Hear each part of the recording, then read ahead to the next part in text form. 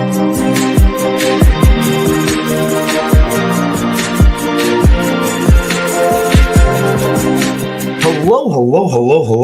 and welcome to another episode of TacoBytes, your daily bite of Degen, episode number 910, coming to you live from somewhere, nowhere, Dallas, Texas. That is right.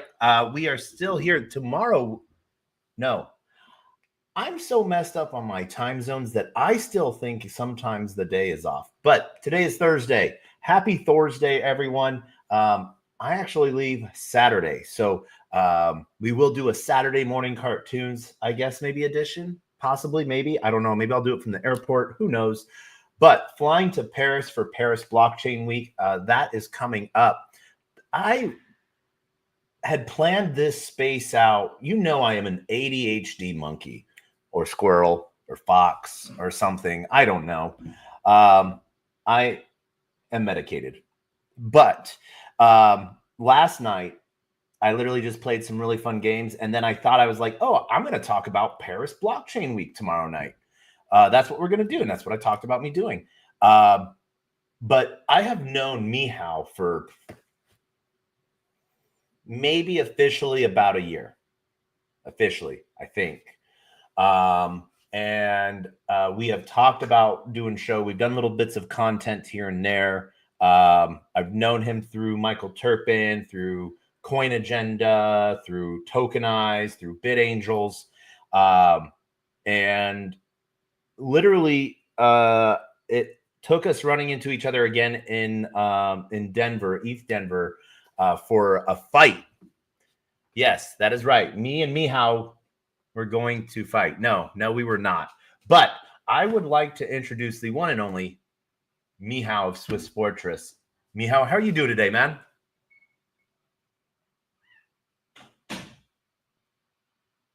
I got him off guard. He is not ready for this. Can you hear me, Mihao? I can't hear you. Did you kill your volume? Did you kill your sound again? You had it all set up and you went and messed with things. Nope. I can't hear. No, I can't hear a single thing. No, you're not. No, not on the Twitter space. Your video is here, sir. This is where everyone gets to listen to you. Yeah. No, here. We were just talking 2 minutes ago here. What is going on? You are smarter than me. I freaking love you. Like, you're like a Dennis the Menace I'm going to drink an energy drink.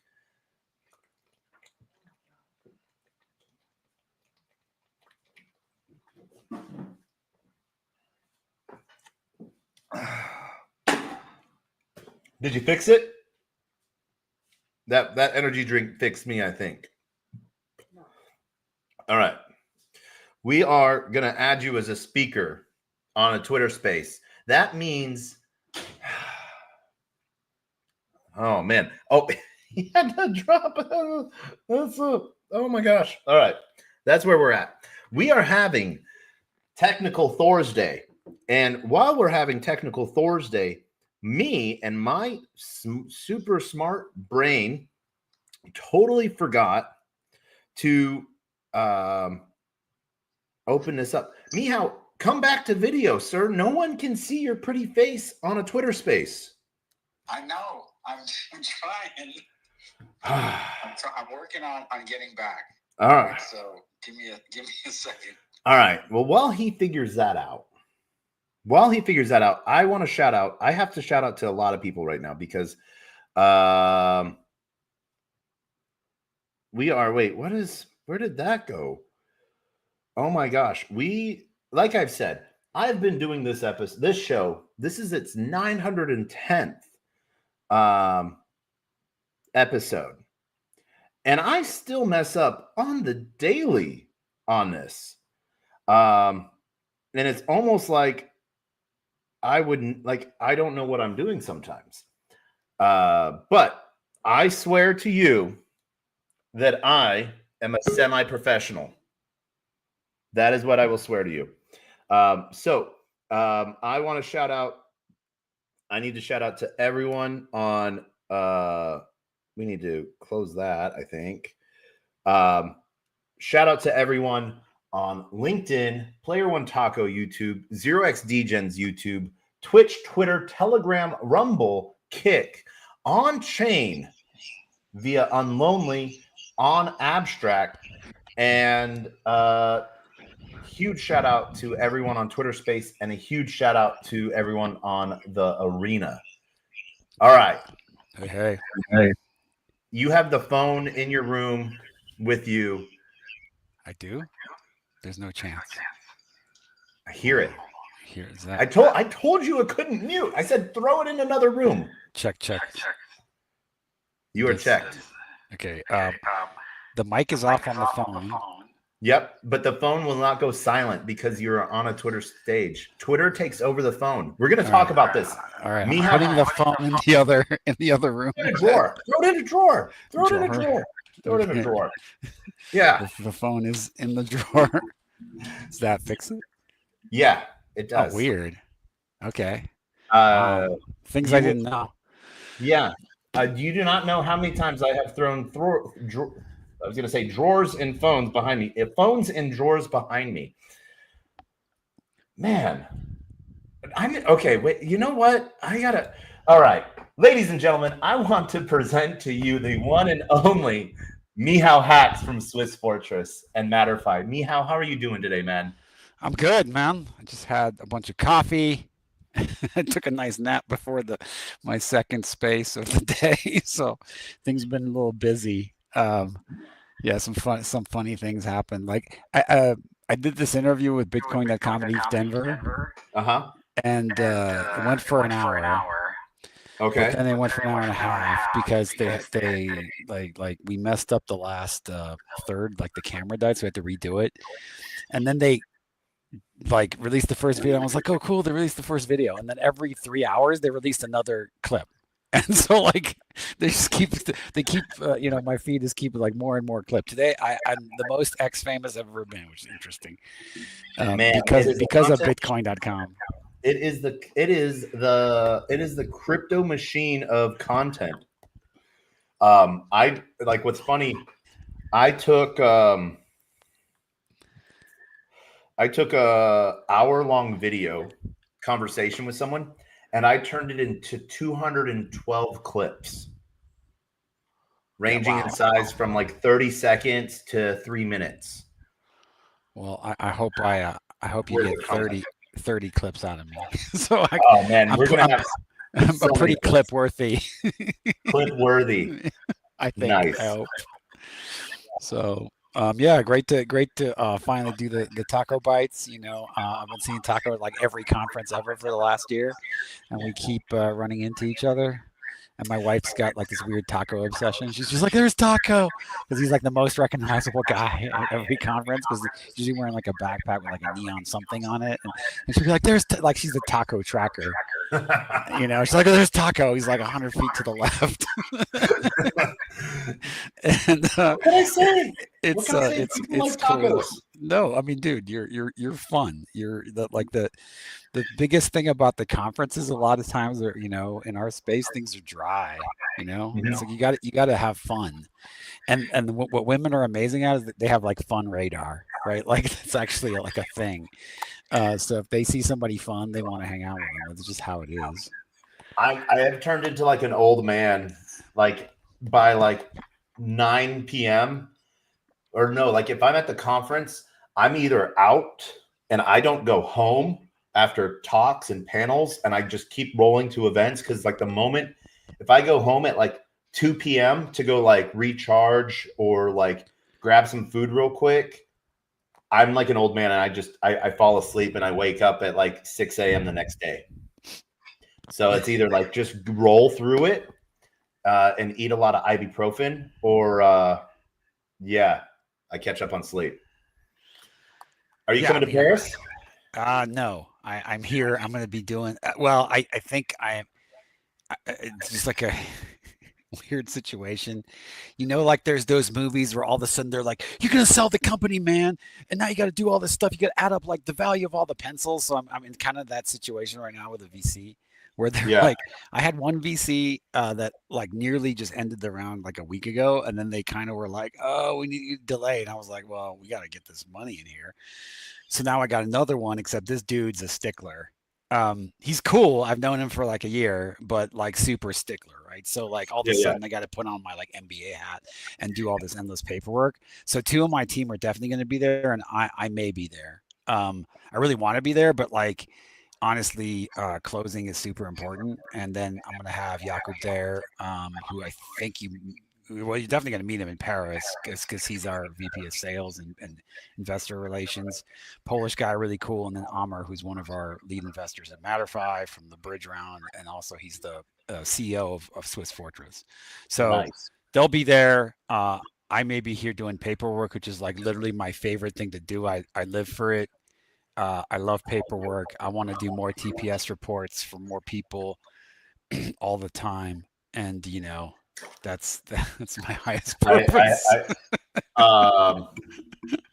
I want to send you so much paperwork. I want to send you the CSV file of my main trading Solana wallet address for last year. The 30,000 pages, and I would like you to organize them alphabetically in descending order of popularity of memes. So please, and then a category of where I label them to my accountant, because I still don't know how to label my profits in unicorn fart dust that I then rolled in from fart coin that I then lost in shit coin.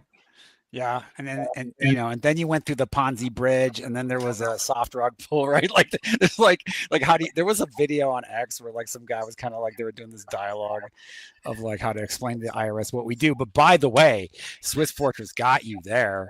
A year from now, you won't have to deal with this shit because that entire log is going to be all sent to name with KYC. And you'll be like, here you go, IRS. Here's my beautiful report. I just hit print, motherfucker.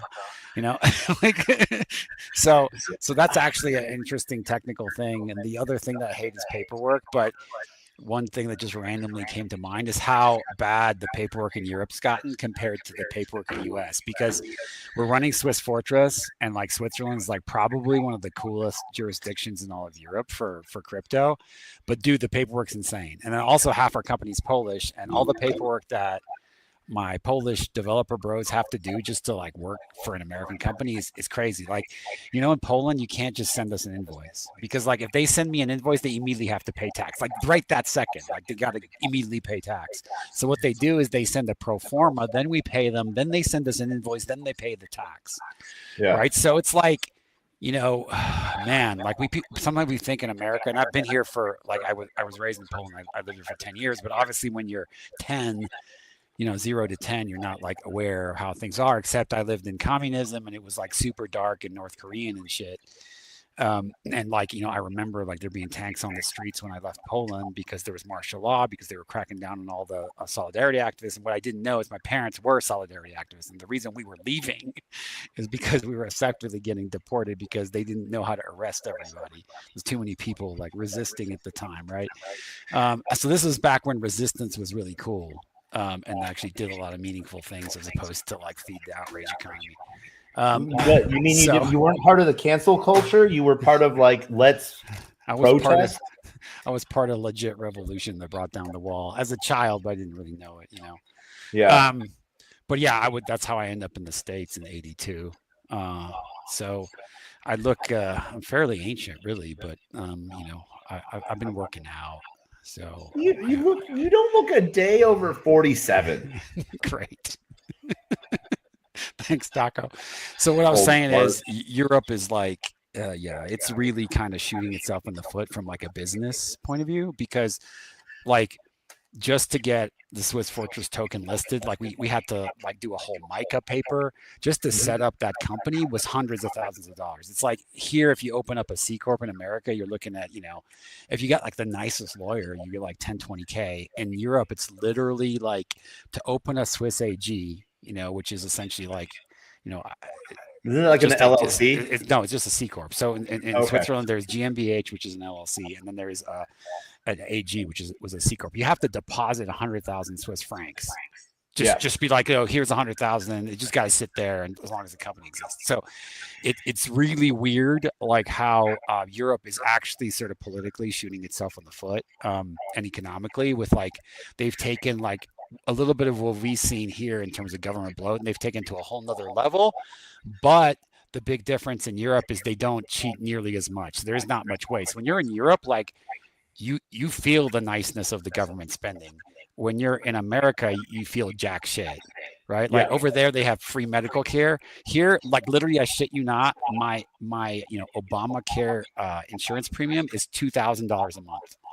I literally pay $24,000 a year for medical insurance, and in Europe they just get it for free, right? So it's interesting, but in terms of doing but business, then you have to remember their taxes. Oh, dude, their taxes are bad shit. Yeah, so but they pay 40 grand in taxes, and you're paying 24, and they get free healthcare. But they also work 4-day work weeks. And like, look, we could talk Europe and America splitting hairs all day. I like innovation wise, like business is done in Swiss because Swiss has always been a neutral territory. And they are money whores. Your Swiss francs aren't really sitting in a vault. They're playing with that. They're trading that. It's not, and so like that's like the whole banking piece side of things. Now, if it was a brick of gold, it would just be funneled around as well as national debt for being paid. And then when you want it, you need to call in like a month in advance. But like that's one of the benefit pieces of like so I understand the naming convention of Swiss Fortress, because I want to talk about naming conventions and like ENSs in a second, because they're basically the same thing as a top level domain type of stuff. And so it's a URL, really sort of simplified internet activity, Yep. And so the idea of someone's bank account being theirs or their home, like whenever I call my home my castle. I call my Airbnb my castle. I call my hotel room my castle. I call my car my car. But it's like having a place that's safe, that's yours to go back to, And so I think like with crypto, that's one of those things that sort of gives everyone the idea that that's what they're able to do. Like it will always be there for them. Yep. And, so like there is a fight between centralized exchange, CEXs and DXs, self-sovereignty, self-custody, not my keys, not my crypto, not my cloud, not my compute. And the idea of a Swiss Fortress piece was this, how much brown nosing did you like want to call it something else before, or was it like we're setting up in Switzerland, so let's call it a Swiss Fortress? No, I mean literally like the way that came about is Matterfi. So if you're like super OG crypto, then about Justice Randver and BIP47. This was the pay codes for Bitcoin that was proposed in 2015. It didn't pass. A few wallets that ended up adopting it. We were like Samurai Billions. Now the Samurai founders went to jail because they added, because of the coin join, not because of the BIP47, but sort of Matterfi bought Stash Crypto where Justice and Chris worked, right? And then I was like the guy that basically put that investment together, got the stuff commercialized, finished to the point where like you can go to swissfortress.com and like download the beta, and now we're like very close to production. But like we had randomly, I went to Davos. a couple years ago, because one of our clients at the time, Casper Labs, was at the time, doing these big events there. And so that's when I met literally the first time I went to Switzerland, I went like to Zurich, and then I just got on the train, went straight to Davos. And like, if you've never been to Davos, you're in one of two groups. You're like in the sort of super Politico, mega insider group where they get inside the DMZ. And like Davos is basically just, I think it's like 5,000 soldiers in this tiny village, and they have like sort of layers of security. And there is the Politico conference, and then there's the crypto conference around it. And the crypto conference is basically like a regular crypto event, except there's like cops every 2 feet. But like, it's so busy that you're either in like the ultra rich category and you're like staying in like a $5,000 a night suite, or you're like in the crypto side. Like, I think my first event, I was in this tiny house with like 13 other people, and like I think I paid like $2,000 to sleep on this kid's bunk, like above some dude, and it's like camp. And everybody's pretty much cool with it because that's how Davos is. But that was like my first dunk into Switzerland. And I was like, damn, this is actually kind of not cool. But the event was cool, and the crypto people were cool. And actually, I never went to the political side because most people that go to Davos can't even get in that. Like that side, that's the one where they like run a background check before you can even enter that event, right? And they charge, through the nose. So that's how I met Switzerland. There, I met one of our investors, very cool guy named Amr Vahora, who ended up, investing a lot in our company in 22, 23. And then, halfway through 22, we were kind of struggling with getting traction because BIP47 is pay codes for Bitcoin. So it was a code that allowed this sort of, public code private transactions thing, but it was still a code, and people were like, I don't like codes because it just looked like another receive address. So then I came up with like, okay, how do we add another layer to this to make it like so easy to use that like grandma can use it, she doesn't need to understand anything. And that's when I patented the extra infrastructure to create what's called Swiss Force Centename. And the reason we set it up in Switzerland is because despite all the crazy regulatory overhead in Switzerland, there's like no guessing about what you can and cannot do. Like, you just know, right? So like, you're a crypto project. I mean, there's a reason that Ethereum launched out of Switzerland. There's a bunch of projects like Hedera, Definity, ICP. They actually have this 4-story headquarters in Zurich. I was there. So there's a lot of projects in Switzerland that, despite the sort of heavy duty overhead, the one really huge upside, besides the literally like the meat there, if you're keto or if you're into fitness, the steaks are like, it's like $40 a pound. It's insane. Like, you like to eat meat in Switzerland, they're like trying to make you vegan because you're crazy. But then I was in South Africa, like from end of December to end of February, and the steaks there is $2 a pound, and it's like organic African bush steak. Like, this stuff's amazing. And so, anyways, there's what you're saying is that I'm gonna die if I go. If you go to Switzerland, you're going to empty your bank account buying burgers. Like, it's literally the house of the. I want a burger. That would be $50, sir. So the reason we set up in Switzerland is because of the regulatory certainty, right? So essentially, 2 years ago when I talked about the project, I literally forbade anybody saying the word privacy. I would just say, look, you have this name, and then other wallets can compute your receive address, and that's how it works. I literally deliberately didn't say private, because I was like, oh, Gensler's going to snipe us, and he's going to come, like, he's going to find some way to, take our Wyoming seaport, which is Matterfi, which created this tech, and license it to Switzerland, and try to hunt us down because it's privacy. It's privacy tech. But now that's really not, the line's been sort of clearly drawn. So like, those of us that want privacy, or can do it. So that's why we set up in Switzerland. That's why it's Swiss. And then I knew, so we started in Switzerland, and then all the branding and stuff I actually came up with. Like, I was just like, okay, let's make a cool like night theme, make it like Swiss Fortress, right? So that's how the brand got created. And it was really just because I was there first, kind of that lucky Davos trip where I met really cool people that really helped us out, and they really believed in the vision, even though I think when they started, they didn't realize like how private it was, because I was just talking about like the ease of use of it. Because and I'm happy to talk about obviously what the system does, but that, I think I answered your question hopefully in a way that was colorful. It was, yeah, no, definitely a lot of color there. I'm still thinking about $2 steaks in Africa, though. So what else did you say? No. Dude, So Africa is amazing. Cape Town is like one of the coolest places ever. So Africa is on my list. I don't think I'll make it this year, but I'm pretty sure I'll make it next year.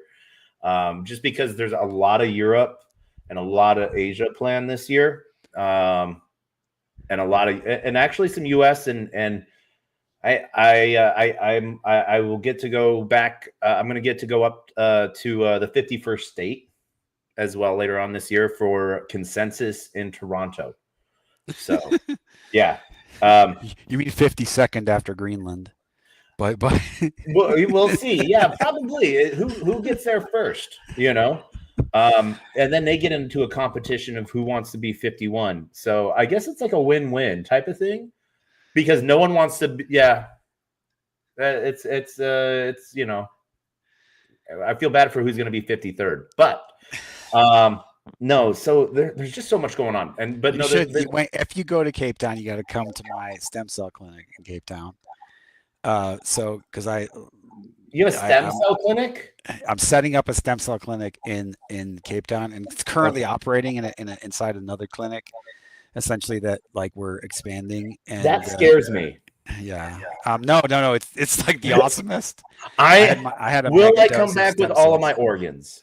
Dude, yeah, no, you'll be Gucci. We're really good down there.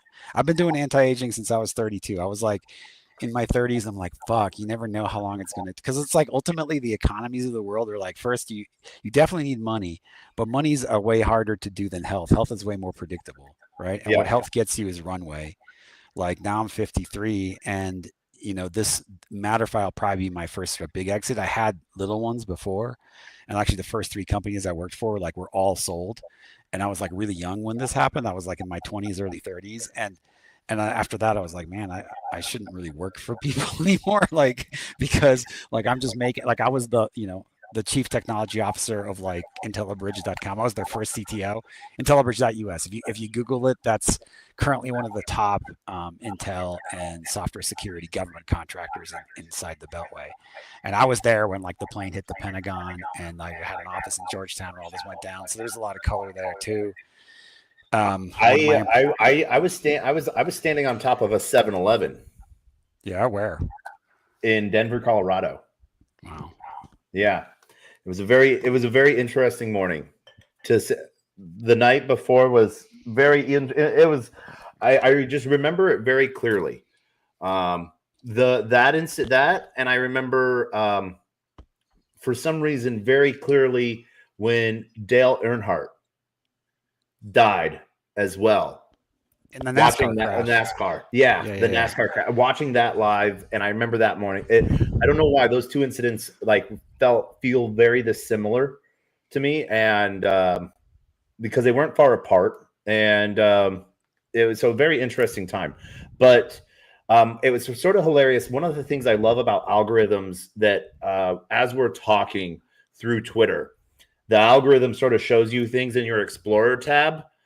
So now the newest thing that came up on my Explorer tab, Klaus Schwab is going to step down really? left by 2027. So I'm either scared by that. Either that means he's going to figure out his world extinction plan by then, or he's taking his own pill, and someone else has a better plan than him to follow through on it. So I love the algorithm sometimes, but Davos is one of those things that I've wanted to go to. Like I was going to go to Davos this year. I was trying to find flights I didn't have time to like ask someone. And literally the flight was like a plane to a train to a plane to a train. Yeah. And I'm like, wait, what the heck? And then I talked to my friend who goes every year, and he's like, oh yeah, no, you just fly to here, and it's super cheap, and you stay, and it's $40 a night, and it's a 45-minute train ride in every morning. Yeah, you are good. Yeah, you can do that. So there's and that's something that I'll probably do. on a future one, but I was actually I was supposed to go for my fourth one just this last time. I was just like over it. Because now we have an investor there that has an apartment, but I'm just like, the second he got the apartment, I was like, bro, all right, you're going to have a room. I'm going to have a room. It's going to be like a normal conference. And instead, like on the third one, I get there and it's like me sleeping on top of like like we had 3 people in one tiny bedroom. We had like 2 people in the living room, one on the couch, one on the floor. Then we had 2 other people in the other bedroom. It's like, and this is like a tiny apartment. So we had what, like, seven different people all on top of each other. I was just like, okay, I don't need to go to Davos that badly, but I recommend that, you go at least once.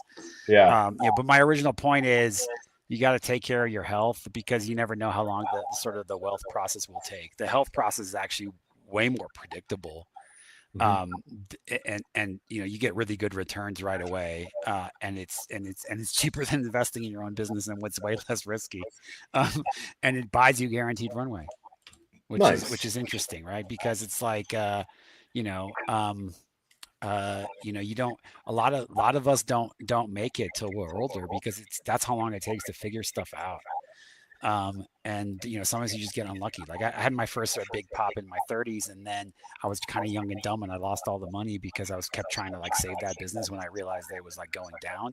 I kept being like, oh, let me put more in to save it because it's savable. And then, like, dude, it was just the macros weren't going to work out. Like it was doomed. And I spent 2 years saving it, and I like lost a ton of cash saving it. And it's like when you grow up, not in the business setting where like your culture is not like, you really just don't know, like you don't really, like I grew up in like this super academic family, so I'm like really good at computers, but damn, for a long time, even though if I made money, I wasn't very good at like managing it because I literally I just didn't know, like no one taught me.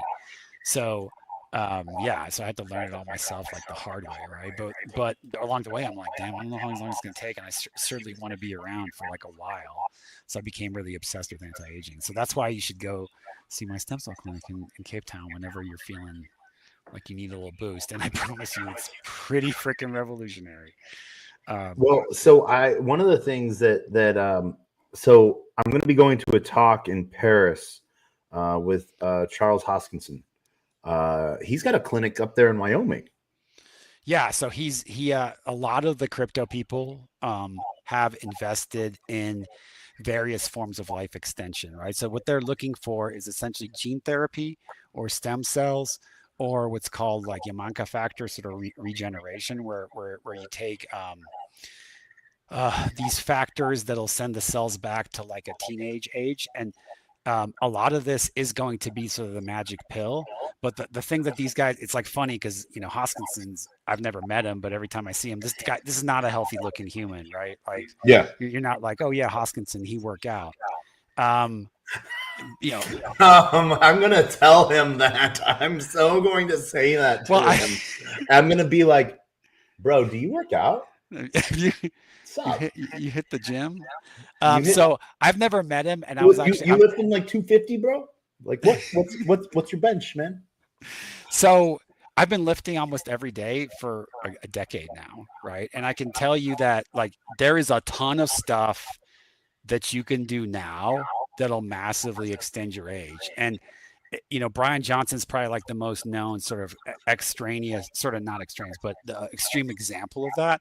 But I started when I was 32, which is 25. God. Well, let me do some math real quick. 15 years ago, because you're 47. Yeah, exactly. So 20 years ago, I'll be 53 in September, right? So, so 21 years ago. And there is a ton of stuff you can do now. Like imagine you take the Brian Johnson protocol, basically like cut it down to like 30-40%.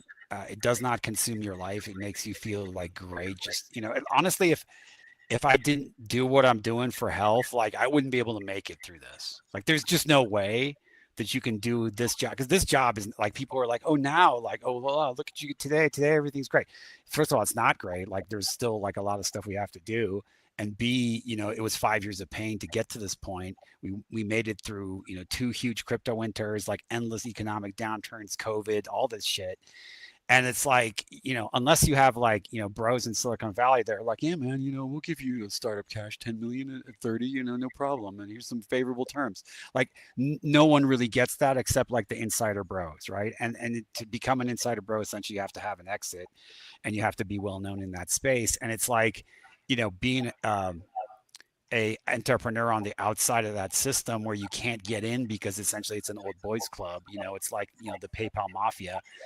There are people that are inside that circle that just kind of get stupid money, and you see stupid money going all the time. Like you'll see some ridiculously dumb projects be like, yeah, we just raised 100 million at 500 million valuation, and really like you're like, damn, this project's, I'm not going to name names, I got a bunch of names I can name, but there's been some dumb stuff that happens in Silicon Valley. So it's like, my solution to that was like, I will outlive all these motherfuckers. Like I will figure it out.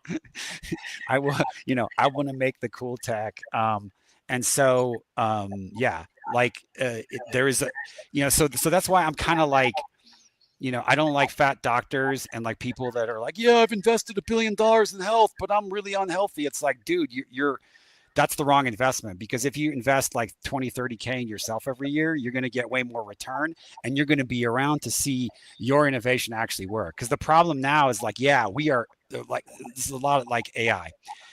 4 or 5 years ago, there's a bunch of people in AI, like Elon himself, that knew that like, the chat GPT was coming, that it would actually happen. Like these insiders that were like really following the space were like, this shit's going to happen. The same thing happened with Bitcoin. Like the people that were really in the know were like, this is going to happen. The rest of the world was like, la da da. They were either not aware or they just didn't care. And the same thing is happening in longevity. So it's kind of like a huge miss when, you're not taking care of yourself maximally, but you're investing like, oh, I threw 50 million at this healthcare startup because I hope that, the gene therapy will suddenly like reverse everything after I've been like not taking care of myself, since forever. Right. So there you go, vaping. Right. I'm just like, no, no. It's better than cigarettes. I'm telling myself. But I want to meet Hoskinson. I wish I could be there next week. Like, because I think we're going to be working with Midnight and Cardano a lot. We have some, we have a lot of conversations going on there, like fairly late stage. I have not met him. He lives in my state, but we actually don't live next to each other. He lives on the east side of Wyoming. Wyoming's freaking huge. It takes like 12 hours to drive across it, or 8. And I live on the west side next to Jackson Hole. And he lives, next to Cheyenne on the other side. He's got a big ass ranch and stuff. But, I love the whole Wyoming thing. I love Cardano. I love all the innovation in the space. Wait, no, don't say that. We want people to join this space, not think that this is a vaporware space and disappear. Well, it's not a vaporware space. I love Cardano. Space. I love so this is the thing. Cardano is just not big in the US because they said they weren't getting any regulatory clarity, and they were like, we want to go build real shit. And so like you go look in LATAM, you go look in Asia, you go look in Africa, and Cardano blockchain is doing a lot, especially around like property rights and stuff like that, and like payment pieces. It's an interesting play there.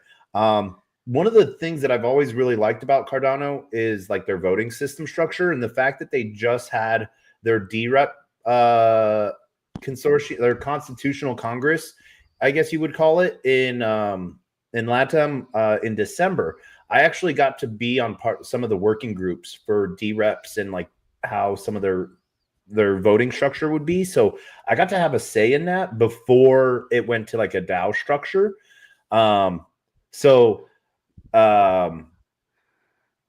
You're welcome is all I'm going to say. No, I love having a say. I love seeing new ecosystems that are older, as a rather than decentralize first and then try to figure out, because you're no longer a DAO if you're decentralized first and then you try to bring structure via voting. You have to semi-structure everything first, because then you just turn into a disorganized autonomous organization, and that's even harder. And yeah. Discord has a DAO, but the other DAO, dis AO. Yeah. You're a DisAO.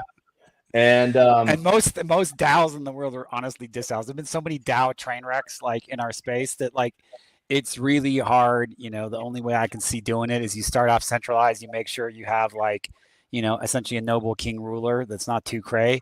And then, you know, and you create like a structure for the people to sort of join, and then it gets DAO'd over time, which is basically my strategy with like Swiss Fortress and Matterfy.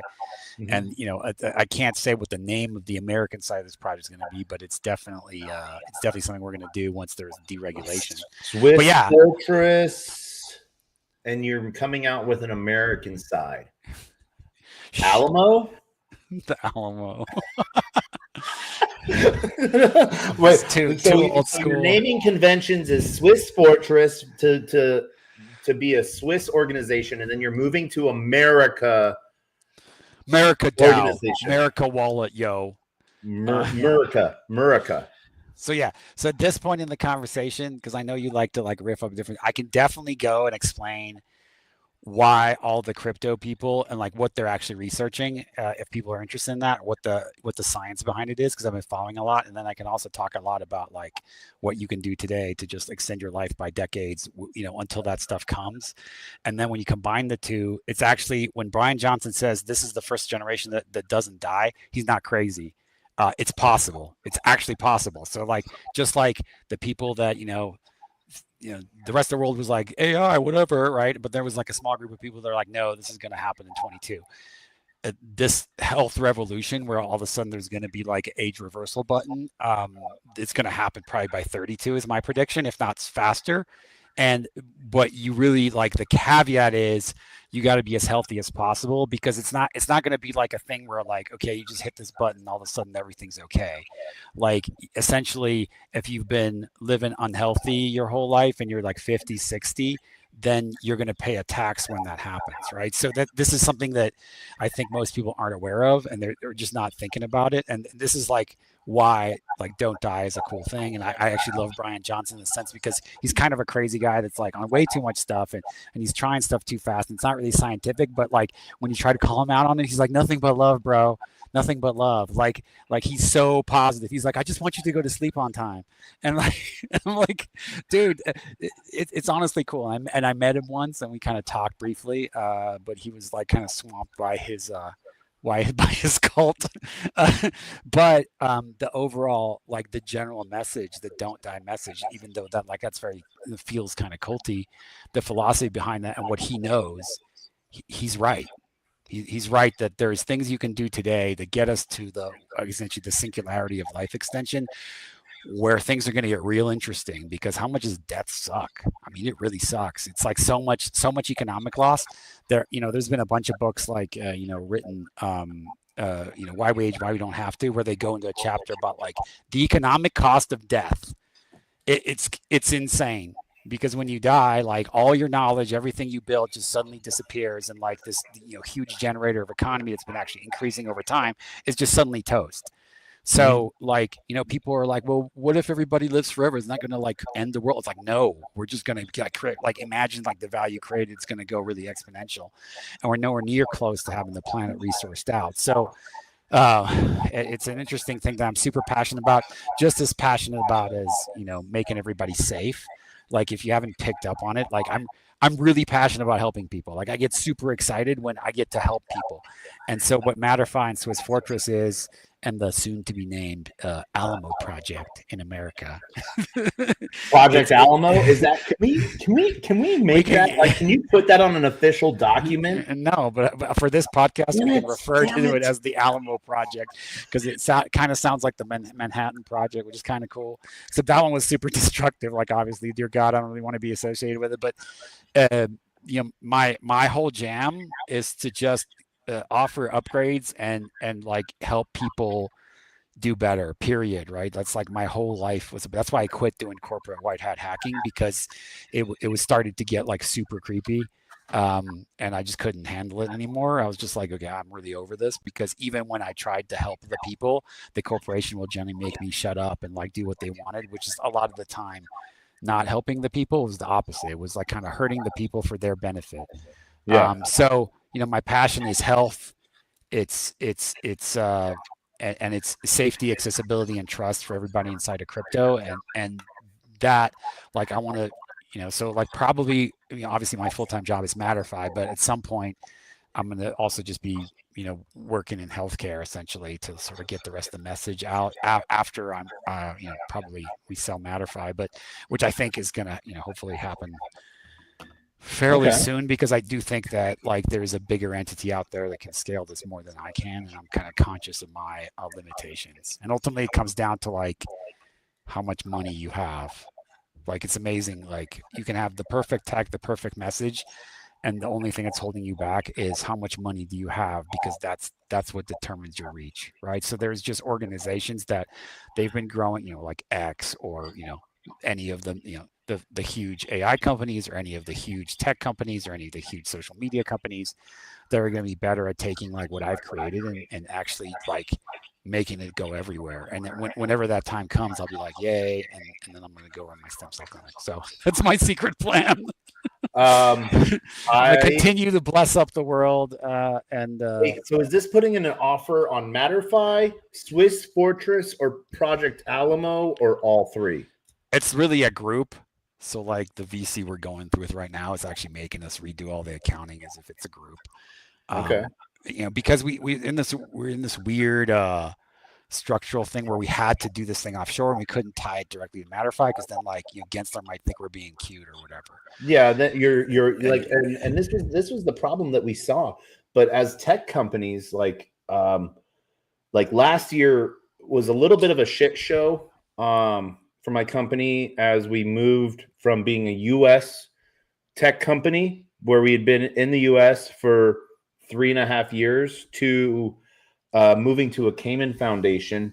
And while like we got the Cayman Foundation board all set up, and then the attorneys was like, hey, one of the board members that we placed in your foundation might have a friend and family tie to your organization directly, and that would be a conflict of interest and break the rules and would then violate your Cayman Foundation piece. And so we had to literally disband a full Cayman board and rehire a new Cayman board.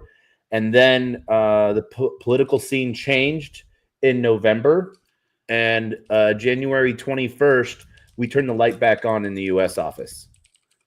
Wow. So we still have the Cayman Foundation, because we are trying to follow regulatory clearance guidance as best as it's written, which it isn't right now. And so that's one of the really hilarious things of that, Dude, every crypto business has been dealing with this in all sorts of ways, which is usually like all of you or some part of the American innovation has to go offshore. It's a thing that sort of sucks, because like trying to do it right, so this is a funny. I will tell this story real quick. There was 4 things I wanted to touch on that you touched on, and so I'll go backwards. Yeah, this is a fun time. You get to listen to me for a second. Cool. I talked so much today. Go, brother. As we were talking about when the towers were struck, I then worked really hard to join the military. First, the Navy, because wanted to follow my grandfather's footsteps. Literally went through ASFAB, everything. Was sitting in the MEP Center in government-issued boxers. And they did like a second medical history, juvenile medical history piece. And they're like, oh, wait. Nope. We can't give a waiver for that medication. And I'm like, wait, the guy next to me is still coming down from heroin and he gets a waiver.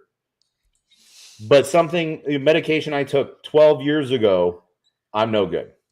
Then I got banned from, or I got discharged from, well, not discharged. I actually it was a technical, I guess you could call it a discharge because they had started the paperwork process, but it didn't fall under a military discharge because I hadn't been sworn in and enlisted yet.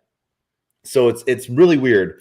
And then the Marines couldn't take me. The Air Force couldn't take me because I'm way too big.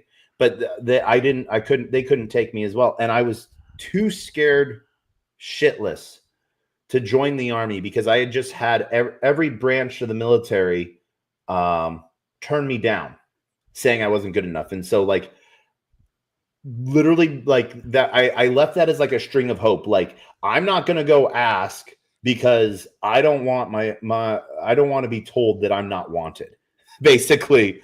So I'm gonna go create havoc and chaos over here instead. So that's what I did. But it sounded like doing the right thing, I imagine, is really important to you from that story. it is. You know, that's why I smoke vapes today instead of throat chopping people tomorrow. Yeah.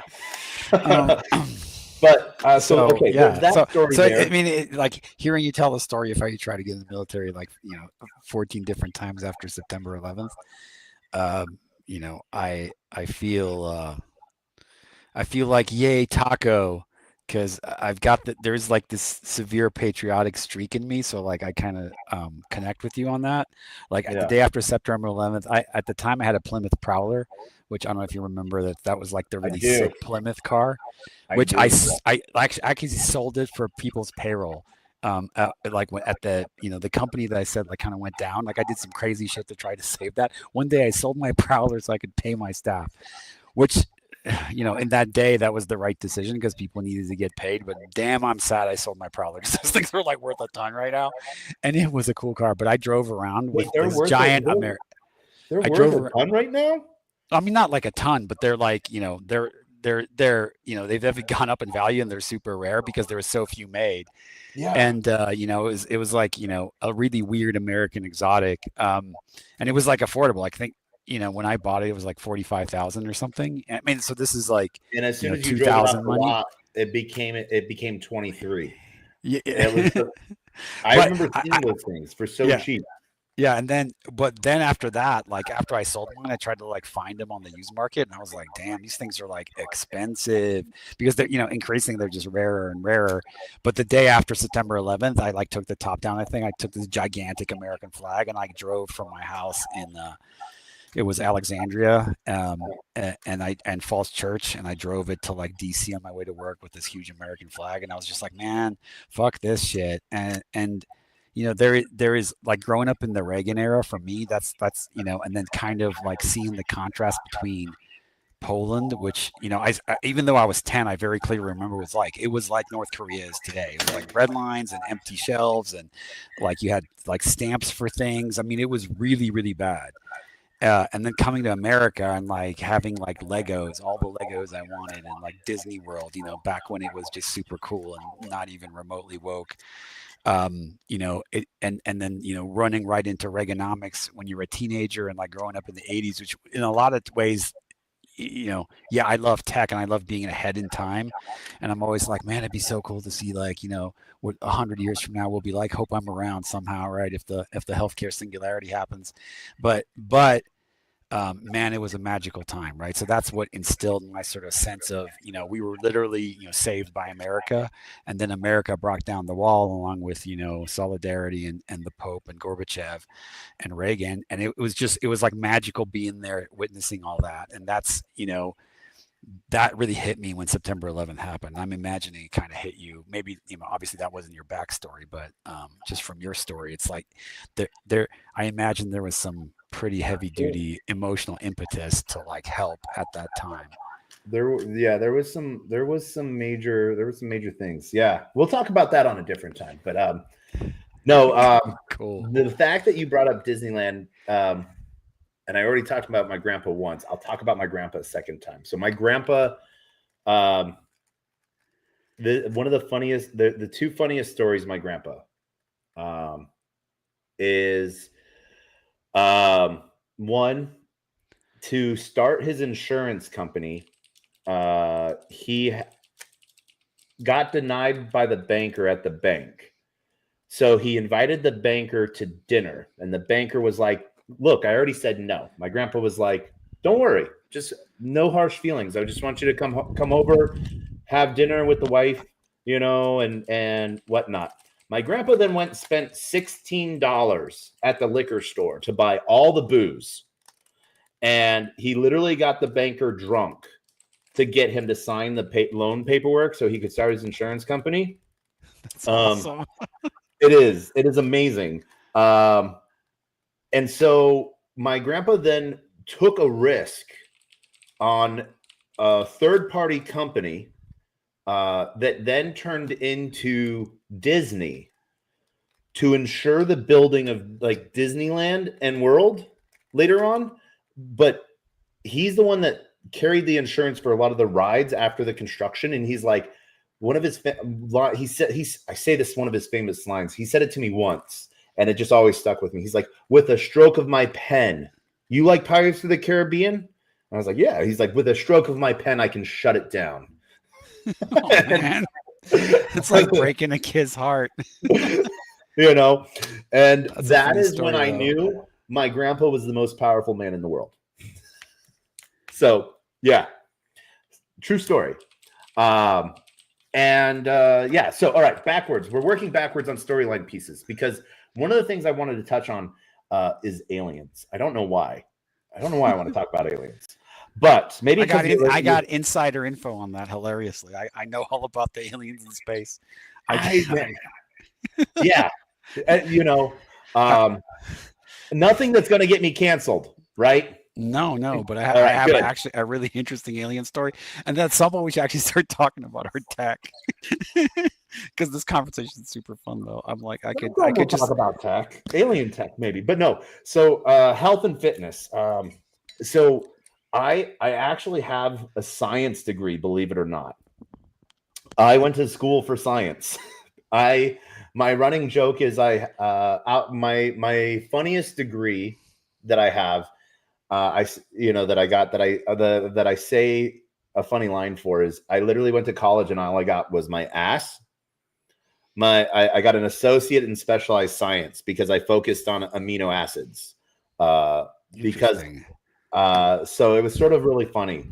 But for me, I think like where I see it, like aminos and stuff like that, there's a lot of untapped piece. But then what was really crazy, I created a compound, I theorized a compound and wrote a 70-page thesis on it and published it. And what was really hilarious, maybe about 7 years ago, I literally so I wrote this paper 10-11 years ago, something like that. 7 years ago, I read this paper from a Japanese research group that basically was the same exact ingredients that I had theorized, saying like they had gotten this amino combination. I was like, what did it do? What was the amino combination? Help with growth and health. So brain, refixing sort of brain process, because, and so what I ended up doing was I used to biohack like a crazy person. I actually still biohack. I overdose on vitamin A, heavily, because it's really cool. It sort of gives the world a slight purple hue. But it gives me a lot better. Studio. Yeah, but it gives me a lot better night vision. Okay. My eyes are so fucked. So I got to do everything I can to sort of help them out. Really? Okay, that's interesting. Yeah, but things I didn't know about Taco. Things you didn't know about Taco. Yeah, but also then I go around. I travel the world green pilling and red pilling people. So not with pharmacology. But I do. If you come to South Africa, I'll pharmacologize living daylights out of you. or well, I won't do it, but my doctor friends, my medical biz team. I'm Steven. You are not selling me on this. You are not. Oh, You are not doing a good job on selling me on this. we got Skeletium down there. That stuff is awesome. Like, oh my gosh. I'm just gonna sit here and drink my ginger beer. Carbs. Yeah, only good before and after workout. I'm gonna go lift after this, and I'm gonna be like bedtime because it's just been a crazy week. Normally I'm to bed way earlier, but what else do you want to know? Yeah, about our tech, and I love that story about the amino acids, but like I'd love to know what the Japanese paper is and like what the discovery is, because I'm like I in my spare time, like between sets in the gym, I'm like reading medical shit usually. Man, so I follow.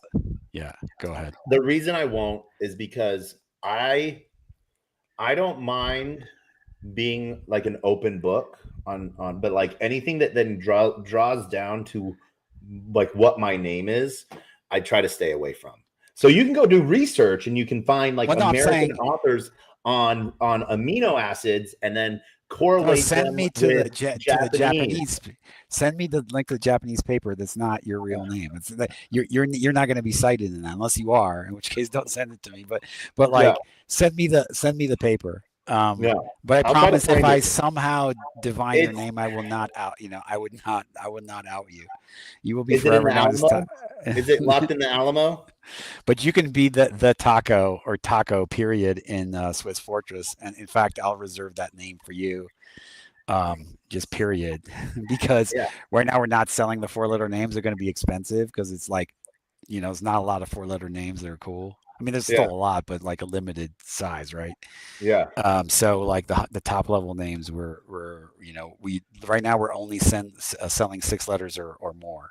Okay. So like you'd have to be the taco if you want to reserve one today, but I'm going to hold taco for you. In fact, nice. I'll send you. Let me write that down. 3 more. I'll send you 3 more to save. Okay. Cool with me. Yeah. Okay. So I want to talk tech and security for a second, because one of the things that you had brought up reminded me of one of our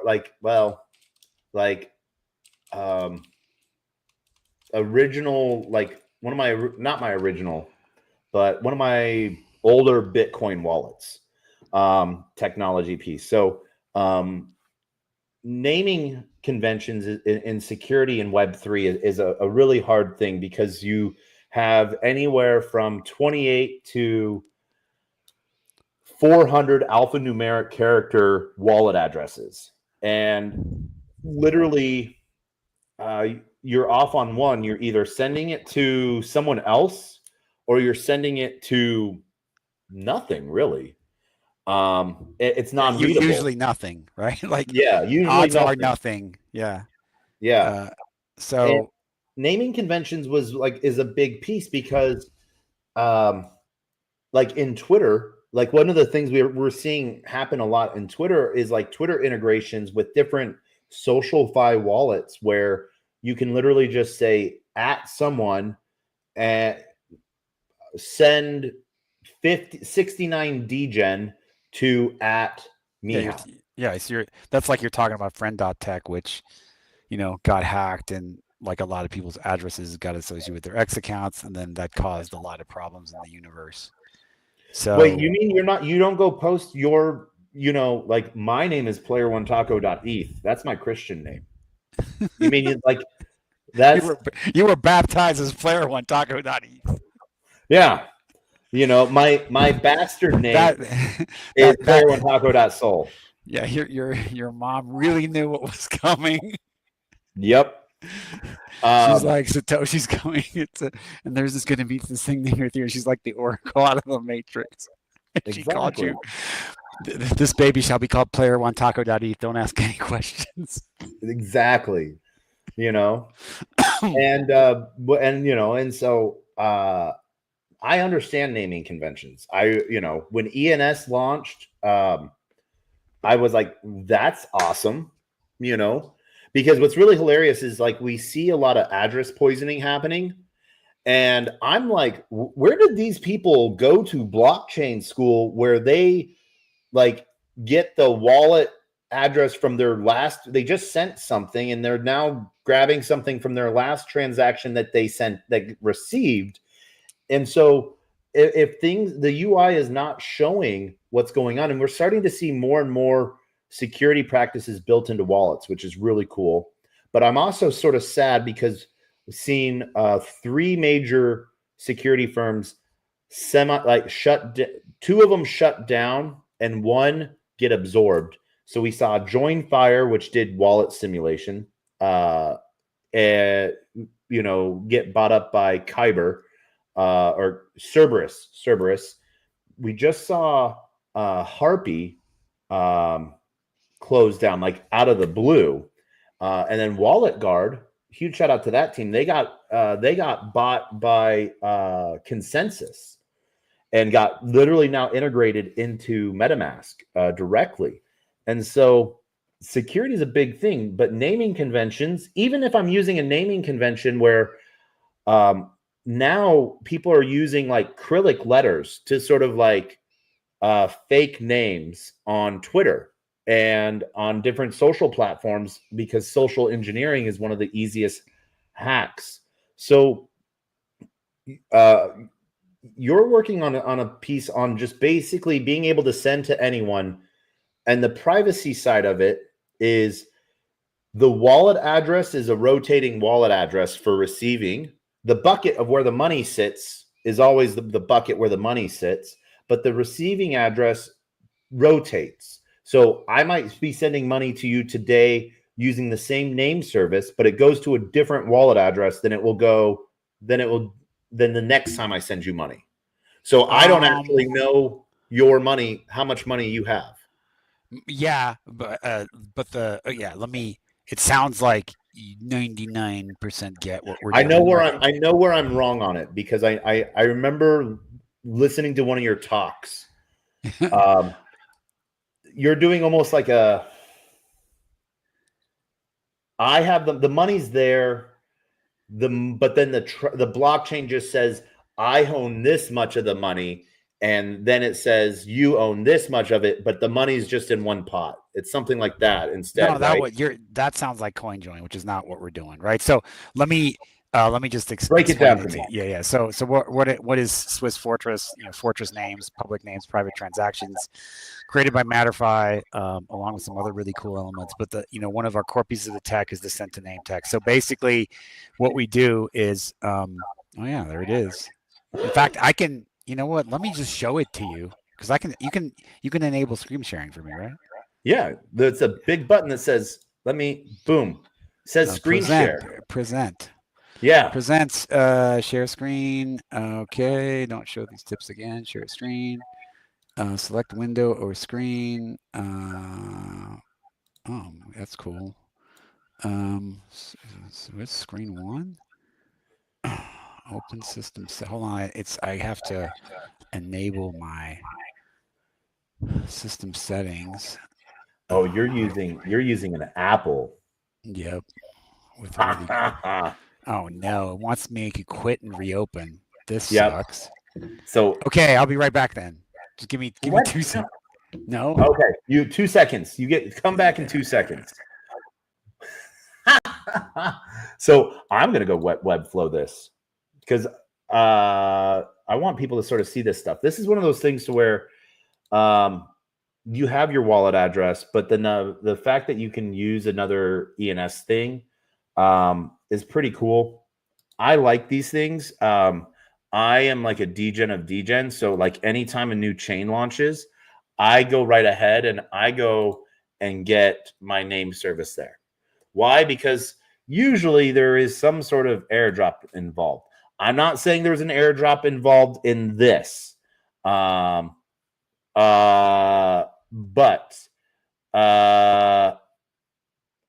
yeah. But TMOS, what is going on? Let's see here. Watching him move, brother. Please share the alpha here when you can. All right, cool. Boom. Cool. Good job. Let's see. You're back. Yep. All right. Let's see. Allow. Share this screen. Yep. Screen. Let's see it. The browser has blocked your screen. Can you click the screen icon in your address bar to allow access? What? Screen icon. Then reload the page. What is it doing? I'm dancing. That's what I'm doing. Why is this not letting me present? Share screen. Allow.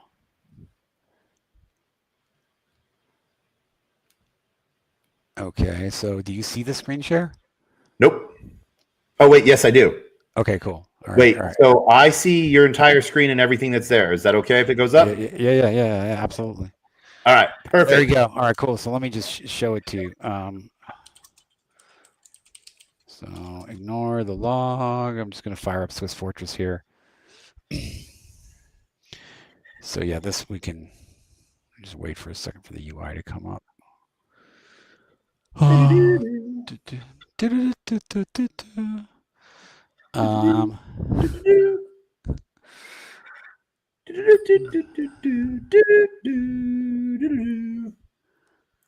right, so here's Swiss Fortress. All right, so it looks like a regular wallet. And I'm blind. You make it bigger. There's a reason that I don't want to make it bigger yet because I'm going to be showing you in 2 seconds, like on-chain stuff. So I have to have another browser window up. So okay. Just bear with me, but this part's okay. Really brief. So and here I can generate I can choose an asset, generate address. It looks like a regular old school wallet, but that's not really what we want you to use. What we want you to use is the name system. So for example, if I want to send money to Ryder, so I'm going to say $5 worth of ETH at Ryder. Ryder is Richard from Lunar Digital Assets. He's one of our marketing BD gurus, amazing human being.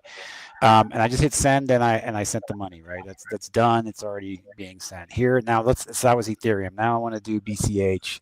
This is BCH testnet 4. Again, I choose Ryder. I hit next. And I sent the money. Yay. As easy as PayPal or Zelle or whatever, right? If I want to do it for tokens, I can go in here and be like, oh yeah, 11 dogs at Ryder. And voila. You just keep sending money to Ryder like nonstop. I feel like I want the name Taco, so I show up at the top of your address book. So I randomly just get sent money every time you're doing a test. Yeah. So obviously it's all testnet, right? But it is real crypto. So let's look at this transaction on chain, the one I just did to Ryder on Ethereum, because everybody's familiar with Ethereum. So come on, Etherscan, let's go. All right, so this is the address it went to. So you see here, 22 seconds ago, there was this transfer. So obviously I've been doing a bunch of transfers to him. It's always going to this address. So the question is, how does my wallet know this is his address, right? Normally there's like a static list, right? So that's ENS unstoppable friend.tech, Fireblocks network. All these things are static lists of names to addresses, meaning that like you set up your wallet and then you generate addresses for all your various chains, and then you load them into the address system. And now every time somebody uses your taco.eth name, it always goes to the same address. So the obvious problem, there's a bunch of problems with that. One is it's trivial to look up your balance, right? The other problem with that is all the senders are sending to the same address, and you can't differentiate who you got money from. Like you have to manually sort it out. Like you have to tag each transaction, which is a huge pain in the butt. The other thing is like if somebody in the real world knows who you are, what your real name is, like where you live, for example, right? Because they say know you and they do one transaction with you, to your name, and they see, oh wow, this guy's like really loaded. He's got like all this crypto because I see his name, and that name not only reveals to the counterparty like how much money you have on that chain, but it reveals how much money you have on every chain that you've registered addresses on. So it's horrible, and no one in the space is like, yeah, man, I use unstoppable domains all the time or ENS, because it's like the same reason you don't want your name out in public, right? Is the same reason that you're not using those systems, because it's like it's just a giveaway of like how much crypto you have. So okay, so how does our system do it, right? Is there some centralized authority? Did like he send me his address on Telegram? Did I save it as Ryder? And the answer is no. It's all dynamically computed. So the second in our system, you know someone's name that they register, which is globally unique. Now you can compute automatically their receive address on every chain infallibly every time. This happens automatically. And that address is unique to the two of you. So if I'm sending to Ryder on Ethereum, I'll always be sending to this address. But if somebody else sends to Ryder, it'll be some other address, and neither me nor any third party or Swiss Fortress or Matterify know what that address is. So essentially what our system is just a system of a list of names and metadata, but to compute the addresses, you need the private key of either the sender or receiver. Ergo, because the attackers don't have that information, and the security assumption is as strong as the chain itself, you cannot compute anybody's receive addresses. Therefore, you don't know what they're doing. So literally, there can be, 1 million users in our system, and they all have this magical send to name, public name, private transactions, but they can post the name on their Instagram, and then no one knows how much money they received, period. And no one ever will. And there's no hack that can happen to like reveal all of a sudden everybody's, receive addresses and IRL names, because there's no such central database. It doesn't exist, right? So it makes the friend.tech hack impossible. So that's the basics of it. And the other things that we add in here was a signal system. So here's me and Ryder just having a decentralized encrypted chat. This is end-to-end encrypted. Matterify, Swiss Fortress can't decipher this stuff because it uses the same decentralized system as the address computation. And then the other thing we have is KYC. So because the system is private, you can now meaningfully attach identity to yourself and privately share it via the decentralized chat with your counterparty. And this is a digitally signed proof of identity. It looks a little bit like this, where this is an example. It's disabled in the beta right now. We haven't gone live with that because we got a lot of features. So it's just like we're not trying to hit the world with all of them at once. But here you can just say, look, I'm Mihal from Wyoming, or here's a copy of my ID for transactions that require KYC, but this is still decentralized, right? So like, if you need to transact with a exchange, for example, and you have to prove to them who you are, voila, super easy. And it's cryptographic KYC, which is actually stronger than any of the KYC that exists today. And then on top of that, we made a hardware wallet with Tangem and Samsung. This is 90% complete. It'll be rolling out later this year, but this is a chip made by Samsung, and Tangem's got our firmware. I can't see it. Are you holding it in front of the camera? Yeah, I am. Oops, wrong camera. I have two cameras here. Yeah, there you go. So this is from another one of our clients. So this is a patent pending wallet tech that works with the send to name, the encrypted chat, and the KYC system. Only such wallet in the world. So it's like Tangem's tech. It's Tangem Matterify Samsung tech. So Tangem tech is half Samsung, so the chip's made by Samsung, and then Tangem did a bunch of firmware work. They didn't really modify the electronics, and then so that's the wallet. I use Tangem a lot as my. I use wallets in like a 4-tiered structure, So I have my cold wallet. I have a vault, and then I have a warm wallet, and then I have a hot wallet. I guess 5-tier, and then I have burners. And one of the things that you touched on, and so you're talking not necessarily about interacting with protocols, but you're talking about interacting peer-to-peer. Yeah, so there is no, like, when you were talking, I imagine it sounded like you thought maybe that we were like storing some of the funds in custody somewhere on the way, or there was some DeFi. There's none of that. No. It's more so they're like one of the processes that I was thinking of was sort of like Streamflow, where all of the money is being in transit, but there's a cryptographic proof that at any time of the money that's moving back and forth, $1,000 of it. Well, I'm poor, so only $100 of it is mine that I have access to, and I can send. So at some point in that stream, I can send a transaction to someone else, and from that stream flow, like $10 will flow to someone else. Yeah, and it's effectively a mixer, and you don't know who the source of funds is, right? So we are not doing that deliberately. because we don't want to be a mixer, because people, like, I'm a big believer in full privacy. Like, I think mixing should be a feature, but and it's actually really easy for us to add mixing to this thing, and if we did, then it would be the most private tech in the world. Right now, the only sort of thing you can find out about your counterparties, say, if you send me money, then I'll see the source addresses you sent from. So whatever money is in that, those source addresses, then, I'll know that you have that much cash, but the world will not. Right. So, but the only way to solve that, regardless of the name tech, would be to, add a mixer, or just use a, ZK chain, essentially. That sort of mixes for you. But that would be the only other level that could be added to this. Obviously, everybody just wants to keep using the chains that they want to keep using. So our tech is currently the most private, thing ever. And then the only thing, first of all, if you're receiving money, no one knows how much you have, period. The only time somebody will know what you have is if you send them some money, and then they'll only know the balances of the addresses that you sent from, and that's it. So obviously that's way better than, say, ENS or Unstoppable, where they know everything. And you don't know who the money came from. You have to track it all manually. It's just a disaster and doesn't work. So I think, I imagine we solved a huge problem in the space here, and now we're getting a lot of adoption. In fact, I'm kind of overwhelmed with adoption. There's, a bunch of famous projects that are we'll be able to announce in the next coming weeks, that are we're working with, that we're like inking the contracts with right now to get the infra adopted. And so it'll definitely be available, shortly in the wild, and a lot of stuff that you're very familiar with. So think like, the big wallets of the world, the big custody systems of the world, the big exchanges of the world, and the big projects of the world, right? So like, well, and like, because like this technology is good for like even like exchanges for accounts to send money internally. Yeah. So like, if you look at my log, it's all names, right? I mean, here I can show you, right? It just looks like PayPal.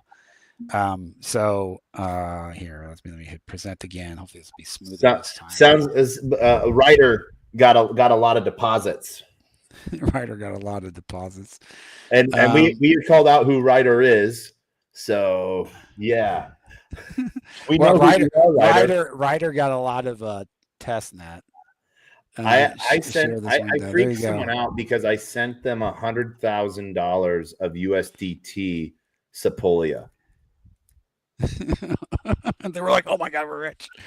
No, like he freaked out because like I was like I had Sepolia up, and I degen on Sepolia, like I have fun on Sepolia, and I queued up a transaction, and I was like, "What's your wallet address?" And he like gave it to me, and I was like, I was like, "What should I do? Should I press send or cancel?"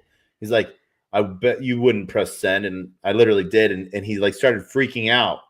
And then I like, if you go look at my DBank for player1taco.eth, I'm on, I think, 46 chains on EVM. And so I went to my hot wallet and I just scrolled. So I was like, it's on one of these chains. And like, it just sort of like hot rolls like a Rolodex. And he's like, wait, what? And so he literally then like freaked out for like a month till he finally found it. And it was sort of hilarious. But then he was able to sell it for like $200. So I was proud of him. But no, so like you're taking the naming convention piece. You're not necessarily, I don't see this as a protocol wallet. This is just a payment wallet, right? Like a peer-to-peer wallet. The pure idea of what crypto was and blockchain, Bitcoin was made for was peer-to-peer. Yeah. It's not for me to go stake and buy NFTs on and go do all of that stuff. Actually, it is. We are making a few versions that have like entire DeFi protocols already built in. So there's entire protocols adopting the Sentiname, including the DeFi. So like they'll, for example, for sure, in about 3 months, there's going to be a beta on one of the major dexes. So there's going to be a dex wallet, and then you'll be able to like send the name inside the wallet, but you'll also have an extra here. Why don't you just flash up the screen I just put up, just so people can kind of see, right? So here's the log, right? So this is exactly what Taco was talking about. It's like, okay, now you got to like sort out all your receive address. And if you're busy at all in crypto, like a month later, you don't remember what the F anything is, like you're like, I don't know what I did here. Like, Who uses the memo line? yeah, well, I mean, some people do, but then, if you lose your wallet, now you got to like rememo everything.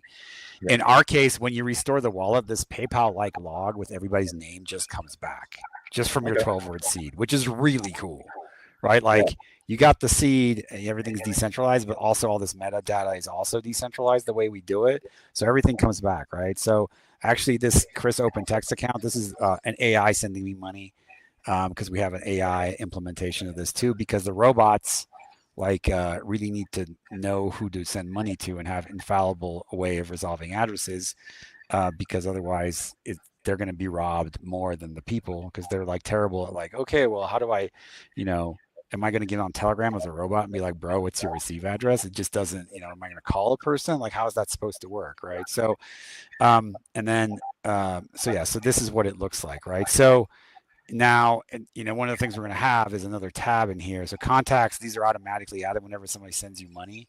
So these are not like static, I don't have static receive addresses for, people. This is not like the same context you see in other wallets at all.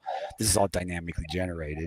And then there's going to be a tab, essentially the DeFi tab. And on there, you'll be able to trade and swap and do all the things, built right in. So there's no more Web3. And then the other thing we built is a custody system that already the client side of it's already inside this wallet.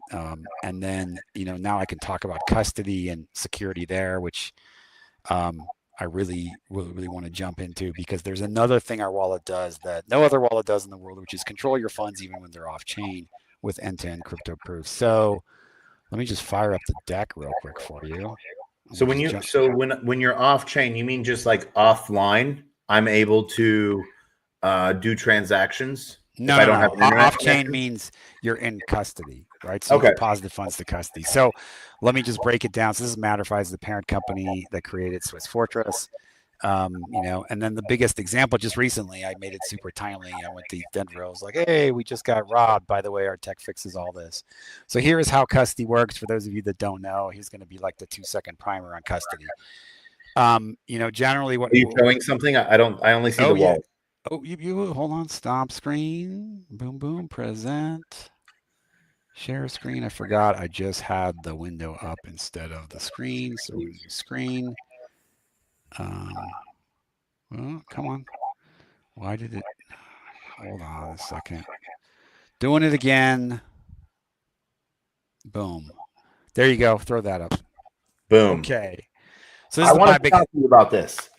This is, Yeah, so, first of all, let's just talk about like the base of how it works, and then I'm going to break down what happened at Bybit, because once you understand the basis of how it works, then after that, it's like really easy to see how the Bybit hack happened, and you like completely understand it. So if that's interesting to you, this is the offer of upgrade you're about to receive. So, you're a person and you want to deposit money into custody, say it's Bybit. So here on the left side is your wallet, and over here on the right side is Bybit custody, which is essentially like a really big wallet, right? Ultimately, though, it still receives money at an address, right? So the way this works presently is like you'll go to Binance.com or Coinbase or whatever, you do the KYC, they give you username and password, all this stuff. They 2FA you, they send text to your phone, yada yada, and ultimately they're like, okay, this person's okay to do business with. They pass all our KYC checks, so now we want them to deposit some crypto, and so what they do is they send you a random address. They send you it's random to you because your wallet doesn't know it from Adam. They just say, we hereby attest that this is our receive address for this asset, therefore you should send us money to this address. Yep. And then you're like anxiously doing like a test, and then you see if that balance shows up in the UI, then you send the main amount. So obviously, like I just explained to you how our system completely does away with all that because there's no reason to enter an address at all. And infallibly who the counterparty is because they have a name, and your wallet will automatically generate the receive address, and it's infallible. So, and that name can also have a KYC proof. So we solved the random address problem, which if you think about it, solves most of the phishing because the phishing relies on you falling for an address that's not the actual counterparties that you think you're interacting with, but it's the attackers.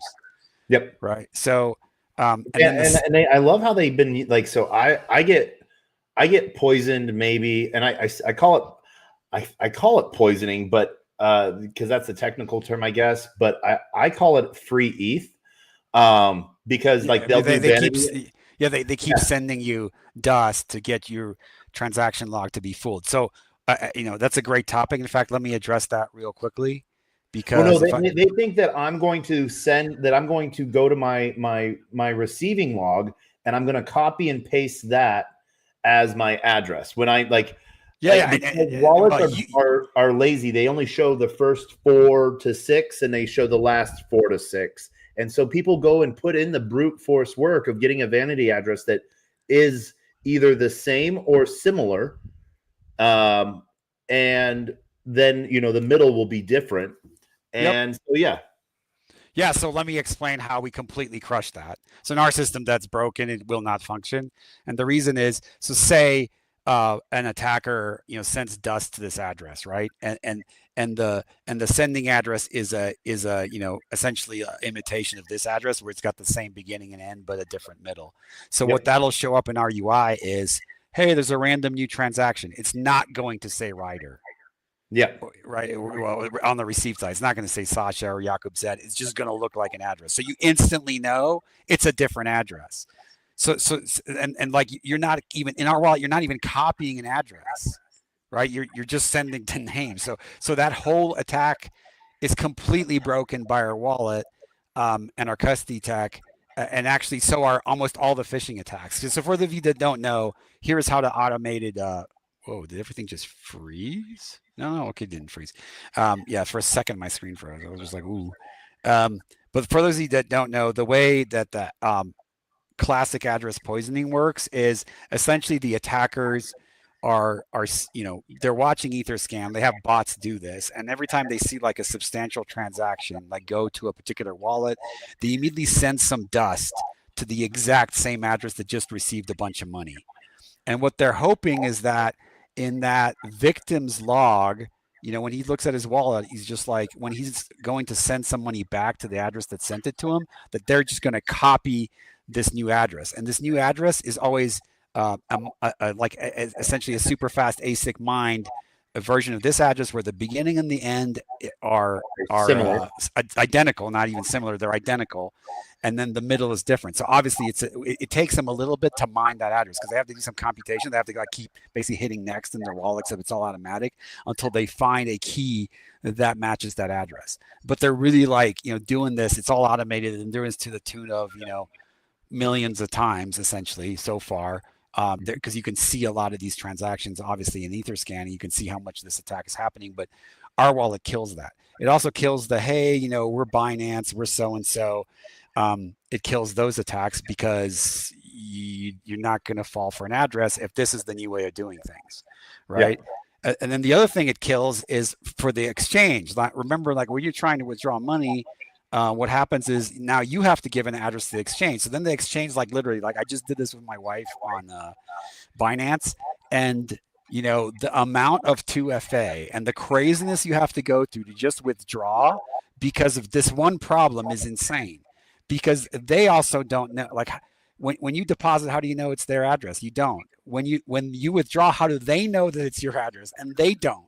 So they have to do all this extra stuff to try to be sure that it's really you making this request right now, which is actually the wrong way to solve the problem. The right way to solve the problem is to just infallibly know that the address you're sending to is your counterparties. So we solved that also, because the custody system, which is a big wallet, when it uses sent a name, it knows the counterparty's address, regardless of what chain it's on, right? So if I deposit, with my name Mihao to a custodian, then I exchange my Bitcoin for Ethereum. Now the custody system's like, okay, Mihao wants to withdraw his Ethereum after his trade. Where do we send the money? Well, normally it would ask me what my receive address is and go through this crazy process. And then a lot of the times, not obviously always, but frequently, that's how a lot of theft happens from exchanges. But in our case, the system automatically knows what my Ethereum address is, even though I didn't have to give it to them, right? So we solve the phishing that way. The other way we solve the phishing is on on, between the cold to the hot wallet transfer, like you have these hot to cold addresses, and essentially what happened at Bybit is, they did an off-chain transfer and they didn't read the hex properly, because the hex was actually a complicated DeFi call. But if that was using, our off-chain crypto tech, which I'll talk about in a second, along with the send to name, that ledger would say, hey, Benny from Bybit, you're transferring money from this wallet called X to this other hot wallet called Y. Here's the KYC proofs, and now you can sign. And if the attackers were there with their little hack where they told the UI one thing but actually sent a different transaction to the ledger would say, hey, this is actually something completely different. This is not business as usual. Yes, this is a transaction you could sign, but you really need to look at what you're signing, because this is not what we normally do. And therefore, Kim Jong-un's hackers will be defeated yet again. And it's all done by the same system. So let's just talk about the one last thing, which is, okay, how is our system different? How does this custody work? So typically the way the custody works is just like a regular wallet of a user. There is usually a single key. That key is living inside an HSM. And then there's various multi-party computations or pure multi-sig schemes that's essentially split that key, so you have signers. So maybe you have 3 out of 5 signers, 2 out of 3 signers. And when you request a withdrawal from the custody system, these 2 people or a computer and a person, some entity that may be an AI, for example, they actually whip out the keys and sign the transaction. The problem is this is happening hundreds to thousands to tens of thousands of times a day, which is why there is a hot wallet versus a cold wallet. Because obviously, if the keys are touched 10,000 times a day, that's way easier to rob than if it's done 2 times a day, which is way easier to rob than if it's done once a month, right? So the Kim Jong-un hackers, they're always looking for who the signers are, right? So how do we eliminate the signers? And that's exactly what we built in the custody side of Matterfi, which is also going to be implemented in the Swiss Fortress wallet, where it'll be able to connect to the Brinks custody system, because we're deploying this at Brinks, the armored car company. We're doing a digital custody system for them. So first of all, you deposit to a name like I described, but then in step 2, after you deposit, you're going to have a cryptographic receipt of your off-chain funds. And now all the off-chain manipulation, including withdrawals, is done with your wallet. So you just tap your card, and now you've signed a cryptographic instrument in your wallet, and now you can, and now the HSM directly understands that, just as if it was a Bitcoin miner, except it's an off-chain transaction, meaning it's happening in the server, right? So what I like with like I have my Tangem set up pretty deep. Yeah. So password, biometric, and card tap. Yep. And that's one of the things I like about it. So like that's how I travel with my Bitcoin, Yeah, I mean, so this is that, except now your Tangem card, say if you deposited money into an exchange, your Tangem card, well, our version of it, not Tangem's, but this version of it, this particular patent pending version of it, can control the funds in custody, and you can tap withdraw. Like, so in your wallet, you'll see your on-chain balances, and then you'll see your off-chain balances. Then you'll have a UI for like all the stuff you want to do off-chain with that particular, say, custodian, right? So we're developing all this tech that just makes this automatic. So now in that scenario, there is no website at all. There is no 2FA. There's no username and password.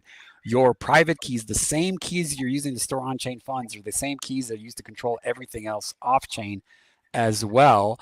And you can tap withdraw, and now the HSM gets a cryptographic instrument saying, hey, Miha wants to withdraw, and it knows how to compute my receive address based on the name, so I automatically get the money back. And notice that in that scenario, there are no people at the exchange having to sign anything. Sure, the HSM can ask a person, say, hey, this transaction is over 10,000, I need human approval. And the human can say yes or no, or the AI can say yes or no. But that AI or human does not need to have the keys to anything. Therefore, in our system, this is the Bybit Cat solution. You're using our custody system. There's no hot signers at all. Yeah. Meanwhile, the cold signers have implemented end-to-end cryptographic proofs, like I described. So their ledger says you're either transferring or you're about to sign some gibberish. So again, the hack wouldn't work in either this scenario because these people don't exist, or in this scenario because the people have higher security. So that's how we solve Bybit, and that's the other part of Swiss Fortress that's coming that I'm super excited about. So anyway, questions, comments? Yeah. Questions. What chains does Swiss Fortress currently support? In beta, we've got Casper Ethereum and then BCH. We're about to turn on BTC and everything else. There was one bug in one of our BTC accelerators, but we support BTC, eCash, Dash, Litecoin, Ethereum, Casper, and we're about to add like a half dozen more plus all their tokens. And in production, you're going to see even more because essentially our core engine is the same for all the chains. We just add a client that understands the address protocol, and then for the wallet to be able to operate, obviously you need to know that like the transaction format on that particular chain. So it's fairly straightforward for us to add that stuff. And we don't need to modify any of the chains to do any of this. So we just add client and then voila, your name now works on that chain too. And what's really cool is like, okay, say you have a wallet that doesn't support a particular chain, but your counterparty has a wallet that does. So say like one person's got Swiss Fortress from a month ago, and now there's a new version that say adds support for Solana. Mm-hmm. And this person with the Solana one, wants to send some Solana to Mihao. That money is not lost. When you upgrade your wallet, when you upgrade your wallet, all of a sudden you'll have the Solana.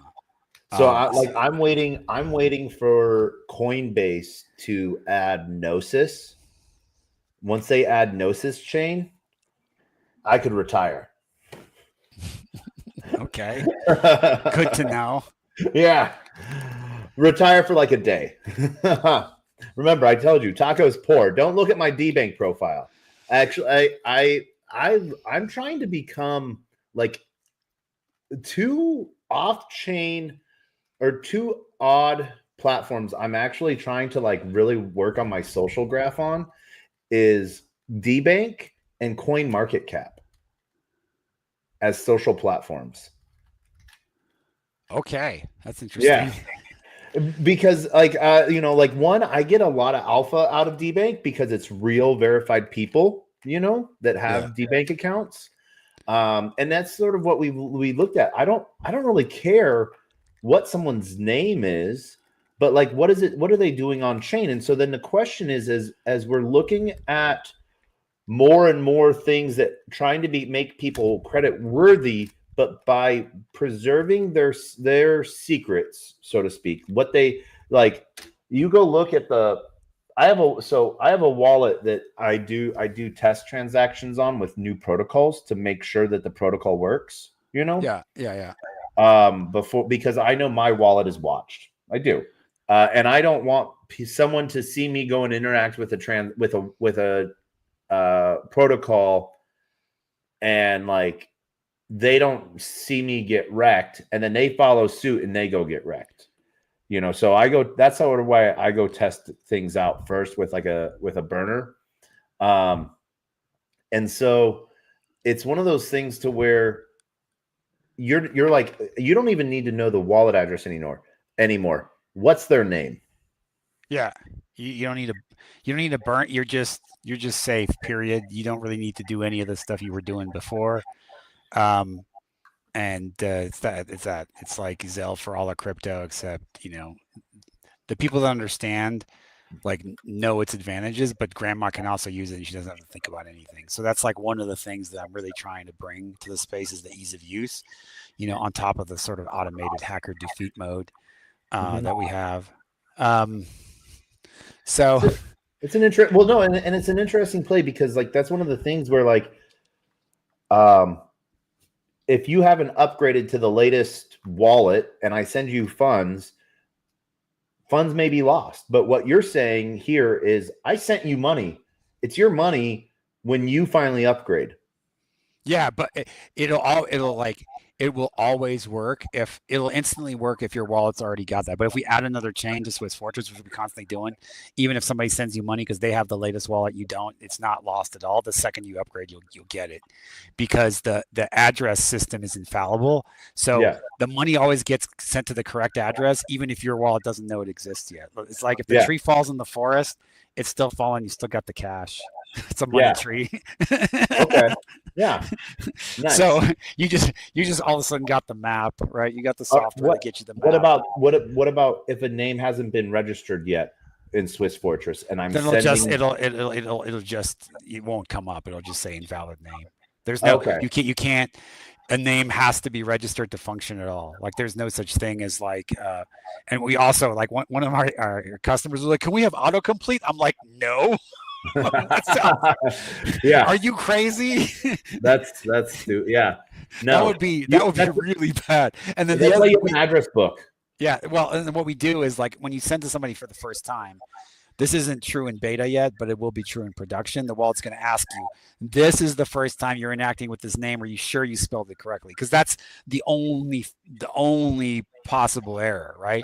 So obviously people are still going to sometimes make mistakes. Like somebody's going to, send to a slightly different name, but it's going to happen way less than it's happening now. And it's going to be way simpler because, now it's like, okay, every time we send and receive crypto, we got to go through this whole rigmarole of, I got to get the address, got to make sure it's correct. I got to test it. Then I got to receive the main funds. And I got to track who this is. And then I'm hoping I'm not getting frauded the entire time. And then like no one intercepted the communication. So dude, it's like, right now, unless you're like me and you and the degens are in the space, like no one uses it. Like really, like there's a reason why MetaMask is 30 million wallets, not 3 billion, because it's the degens. No, the reason why I will say MetaMask is only 3 million 30 instead of that's 3 30. billion. Yeah, well, 30 instead of 3 billion is they're only EVM chains. Yeah, I mean that's a huge problem. But I can tell you this: in one of your new recent updates of MetaMask, they are adding support for both BTC native and Solana. Yeah, and but like I have 150 Web3 wallet apps on my phone because that's how many different chains I do different things on. Yeah, it's terrible. So you're speaking to yet another part of the problem is that every chain's got their own wallet.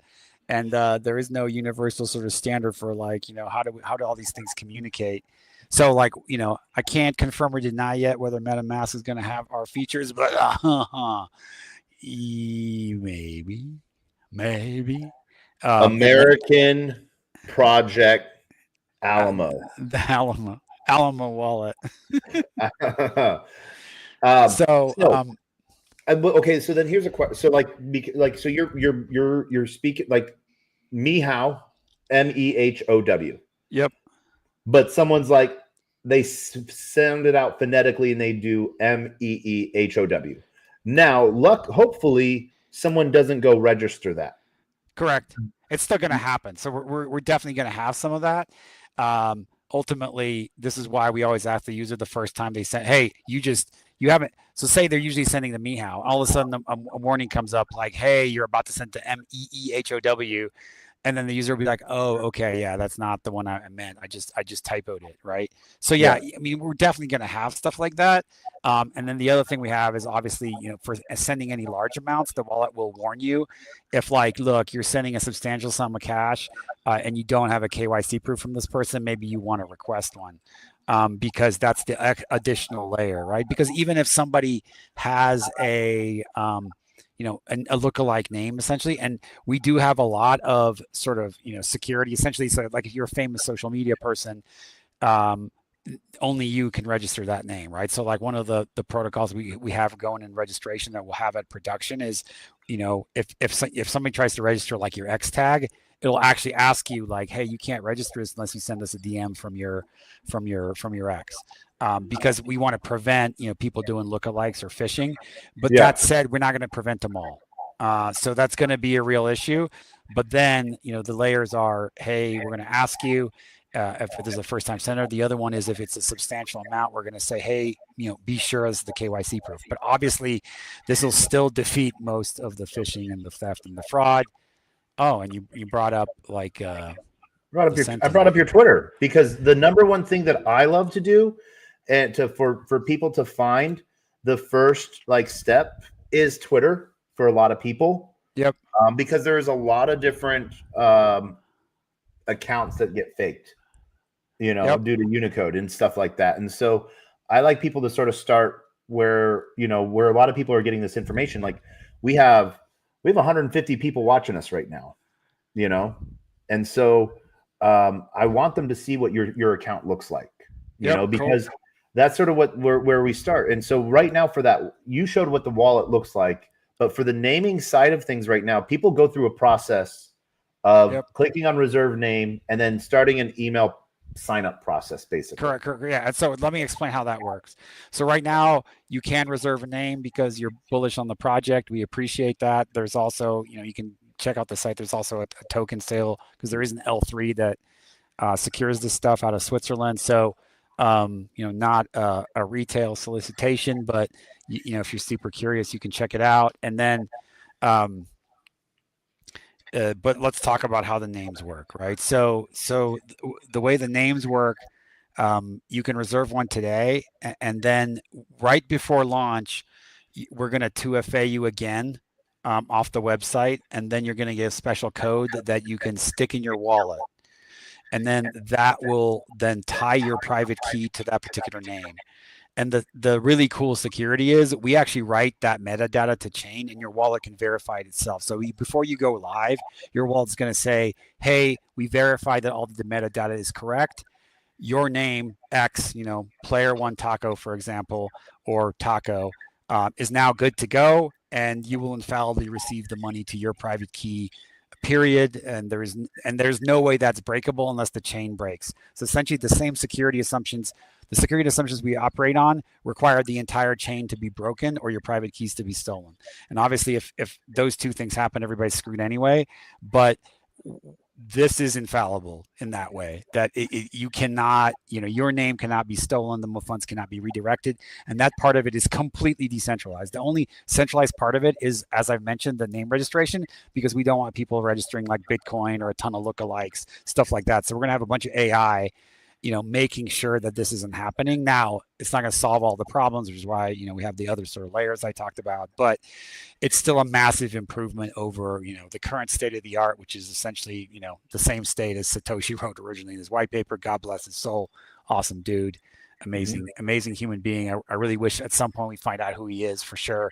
So we can honor that guy. Not knowing who he is some of the biggest honor we can give him, because we don't want it to be Craig Wright.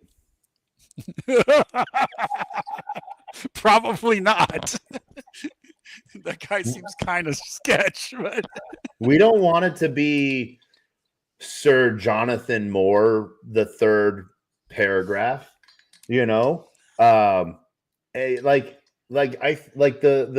so one of the big protocols that, and I say big, it's been live for in 5 days, the contract will be live for 14 months. But the white paper was written by two anonymous people, Trinity and Neo.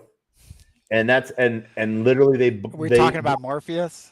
We are. Yes. I was one of the people that wrote the original white paper, so there you go.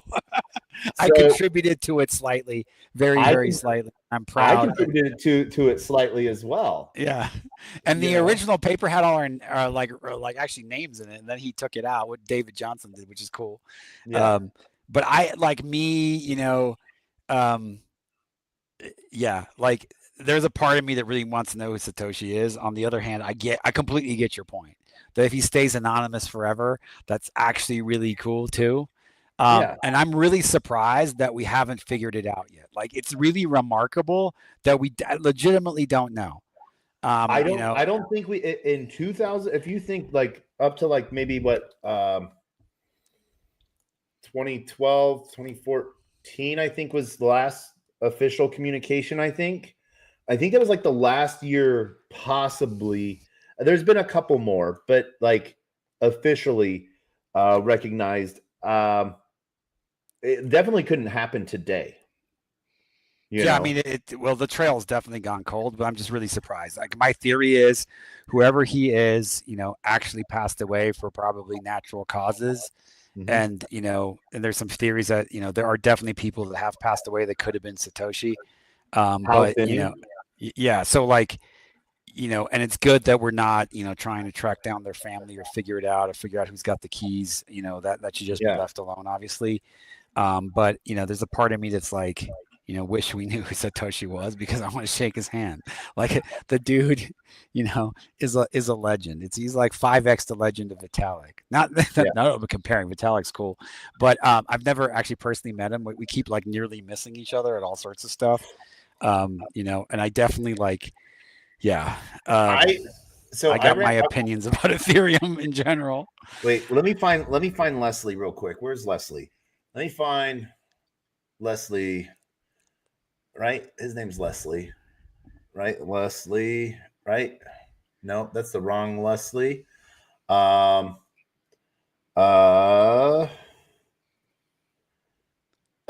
man. I'm not going to be able to find this. Let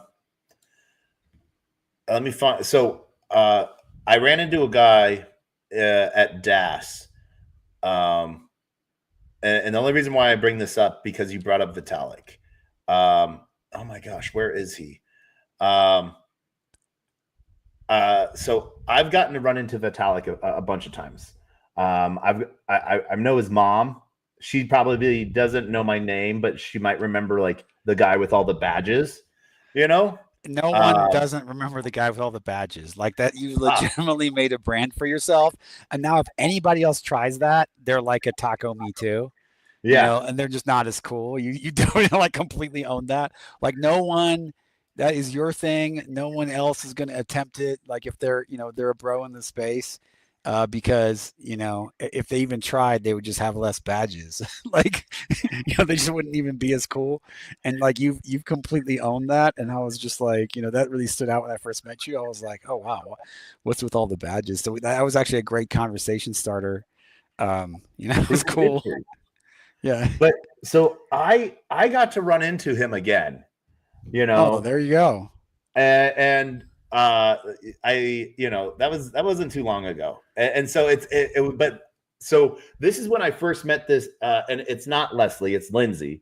I ran into him and then I ran into him in DAS and we're like, oh, let's connect. And then it's like, oh, we started talking in 22, and like, he's like, oh, cool. What cool things have you seen in Amsterdam today? And I'm like, I asked Vitalik, I'm like, hey, can I take a picture? And he's like, sure, to send to him to what I'm doing. Cool. And he's like, yeah, okay. And we literally did that. And so that was sort of fun. Yeah. So that was a fun moment. Well, no one will ever mistake Vitalik for anybody else. He's so different. Like he's a kind of alien looking human, right? Yeah. So Vitalik is like somebody you'll instantly recognize. Like I doubt I'll ever miss him when I finally end up talking with him. We keep missing each other by like hours. I'd really love to just chat with the guy. There's a bunch of people in the crypto space that I want to have conversations with. Because I think we can like really help their projects and help change the world here. And I just like to talk to people like so. How I get to talk to cool people that I want to talk to, I started a freaking show. Yeah, no, I mean, that's a great way. And, yeah. And you've had like, what am I? I'm not number 910. Yeah. I'm hoping the top 10 funnest TacoBytes. I'm really working at it. Yeah, we'll see. I don't know what I'm going to do for episode 1,000. There's a lot of episodes. I mean, that's a lot of people to remember. The last time I did like a big show was like to celebrate was episode 500. Damn. And literally I hosted it just because I wanted to have the 5 other people in the same room at the same time talking. That's it. Like I was like, and so it's sort of fun to get to do things like this. And because I'm on the front line, I'm at every conference, I get to sort of see all of these really cool things that are building that aren't a meme, So they're not on the front and center type of things, but they're changing the world in the background. Like you said it in like a millisecond sentence, but you literally have a partner with Brinks Security. Yeah. That's one of our partnerships. Yeah. Which is really cool. Brinks, what's funny is Brinks got a major, they started to get cash strapped. It was actually the pot industry that saved Brinks and USDT Yeah. that saved Brinks. So they're the ones that were taking all the pot money at first. So they're never going away now. I mean, I don't think physical custody is ever going away, but if you add digital custody to it, and if you have a bridge between the two, then like you're really maximizing that business, which is exactly what we're doing with them, right? That's exactly why they, and we have our own little sort of secret vault somewhere in the world where our HSMs are going to live for this project. We're going to open up to an alpha. Looks like within about 3 months. So people will be able to test it out, and then later this will be in production, and essentially just I think I know where it is. Do you? I'll take a guess, and I'll tell you if you're right. Switzerland. No. Dang it! Wait, I know it now. No, okay. I know it now. Planet Earth. It's on planet Earth, right? Did I win? No, because that was your second guess. Oh. The prize is only available for the first guess. After that, all right. Any last questions before we wrap up? I've had an amazing time with you. Like 2 hours went by like that. It's hilarious. Like I'm just looking at my ex. In the time we were sitting, so Benzinga did this interview with me like at ETH Denver and went for an hour. They keep dropping clips. And today they were just like every 3 hours, there's another clip. And like at the beginning of the call, the last clip they dropped, which is me just talking about Bybit, it had like maybe 10,000 views. And by the time we're done, right now it's up to, hold on, let me hit refresh. It's up to 62,000 views. So I'm just like, oh man, cool. Like, so this is my, I'm trying to make the security fun so that, people start listening to the message, and hopefully it'll save them from robbery. Which, it's not even security fun. It's security easier. Like I don't have to go set up, I don't have to go into a private room, make sure, go do a bug check and micro camera check, pull out a brand new, fresh computer, wipe it, install, then, VPN, times 3 to then install and update my ledger. And, write down this 12-page on a piece of plastic that I can then melt because I'll then engrave that into a titanium plate, which I'll then insert into my left big toe. I mean, on someone else, not me. Yeah. And you mean I don't have to do that anymore? Well, no. You still have to do all that, except now you're not going to get robbed after you do it. So that's the difference, right? We still have seeds. So in Swiss Wallet, we still have seeds, right? So we are putting in a bunch of easy ways to manage the seeds, like Zengo style stuff. Back it up to your Face ID on your iPhone, which is actually very secure. So for example, Exodus does that. And so there's various ways to protect the seed and make it easy. The other thing we're doing that obviously makes it really easy is that same seed now gives you access to your off-chain funds, your on-chain funds, all the funds, right? And even if somebody like steals your phone, it's really hard to get into your wallet. Can I import seed phrases? Yes, absolutely. Like the legacy seed phrases will all work. So like if you have like a legacy Bitcoin wallet or Ethereum wallet and you put in your 12 words and now you attach it to a name, you'll still get all your old balances. They just won't have names attached to the transactions. But like our key derivation algo on each chain is the native version of the chain. We don't change the key derivation. So we simply now enable that 12-word seed to now actually have a name also attached to it. All the legacy transactions will still come up. The HD key derivation is still actually in all our wallets. You'll see all your funds. The wallet will find all the funds that you did, pre-Fortress name, and you'll be able to now send those funds sent to name. So yeah, that's not an issue. And like I said, I'm on the front line all the time, so I get to hear 1,000 different new projects every time. I don't know if this was something you were working towards or if this was someone else was talking before or after you. Yeah. Was there an insurance piece getting worked up? Yeah. Yeah, there is. We are working on an insurance piece as well for the custody side. So, like for example, the idea is like you get our wallet, say for a particular ecosystem, but there's going to be a button in there where you can deposit your funds to a off-chain custodian, and when you do that, the money's insured. So, Okay. so we're also doing that, which actually encourages institutional custody, makes institutional custody valuable. So that is another thing that's definitely coming. And the reason is that, our security model and our custody system is highly insurable. Now, existing things like Fireblocks are already insured, right? It's Yeah. not like we're doing something completely new. You can get an insurance policy on sort of institutional grade custody, but this is also something that we're going to offer via our system. And the insurance agents, so far that I've shown this to like it, but this is something that'll be end of the year. There's a lot of features I have to roll out into the ecosystem, like a lot of more custody features. There's still a lot of work left. Like, where we're at now is we raised $5 million. We got, the core system done. Now you're raising 5 million.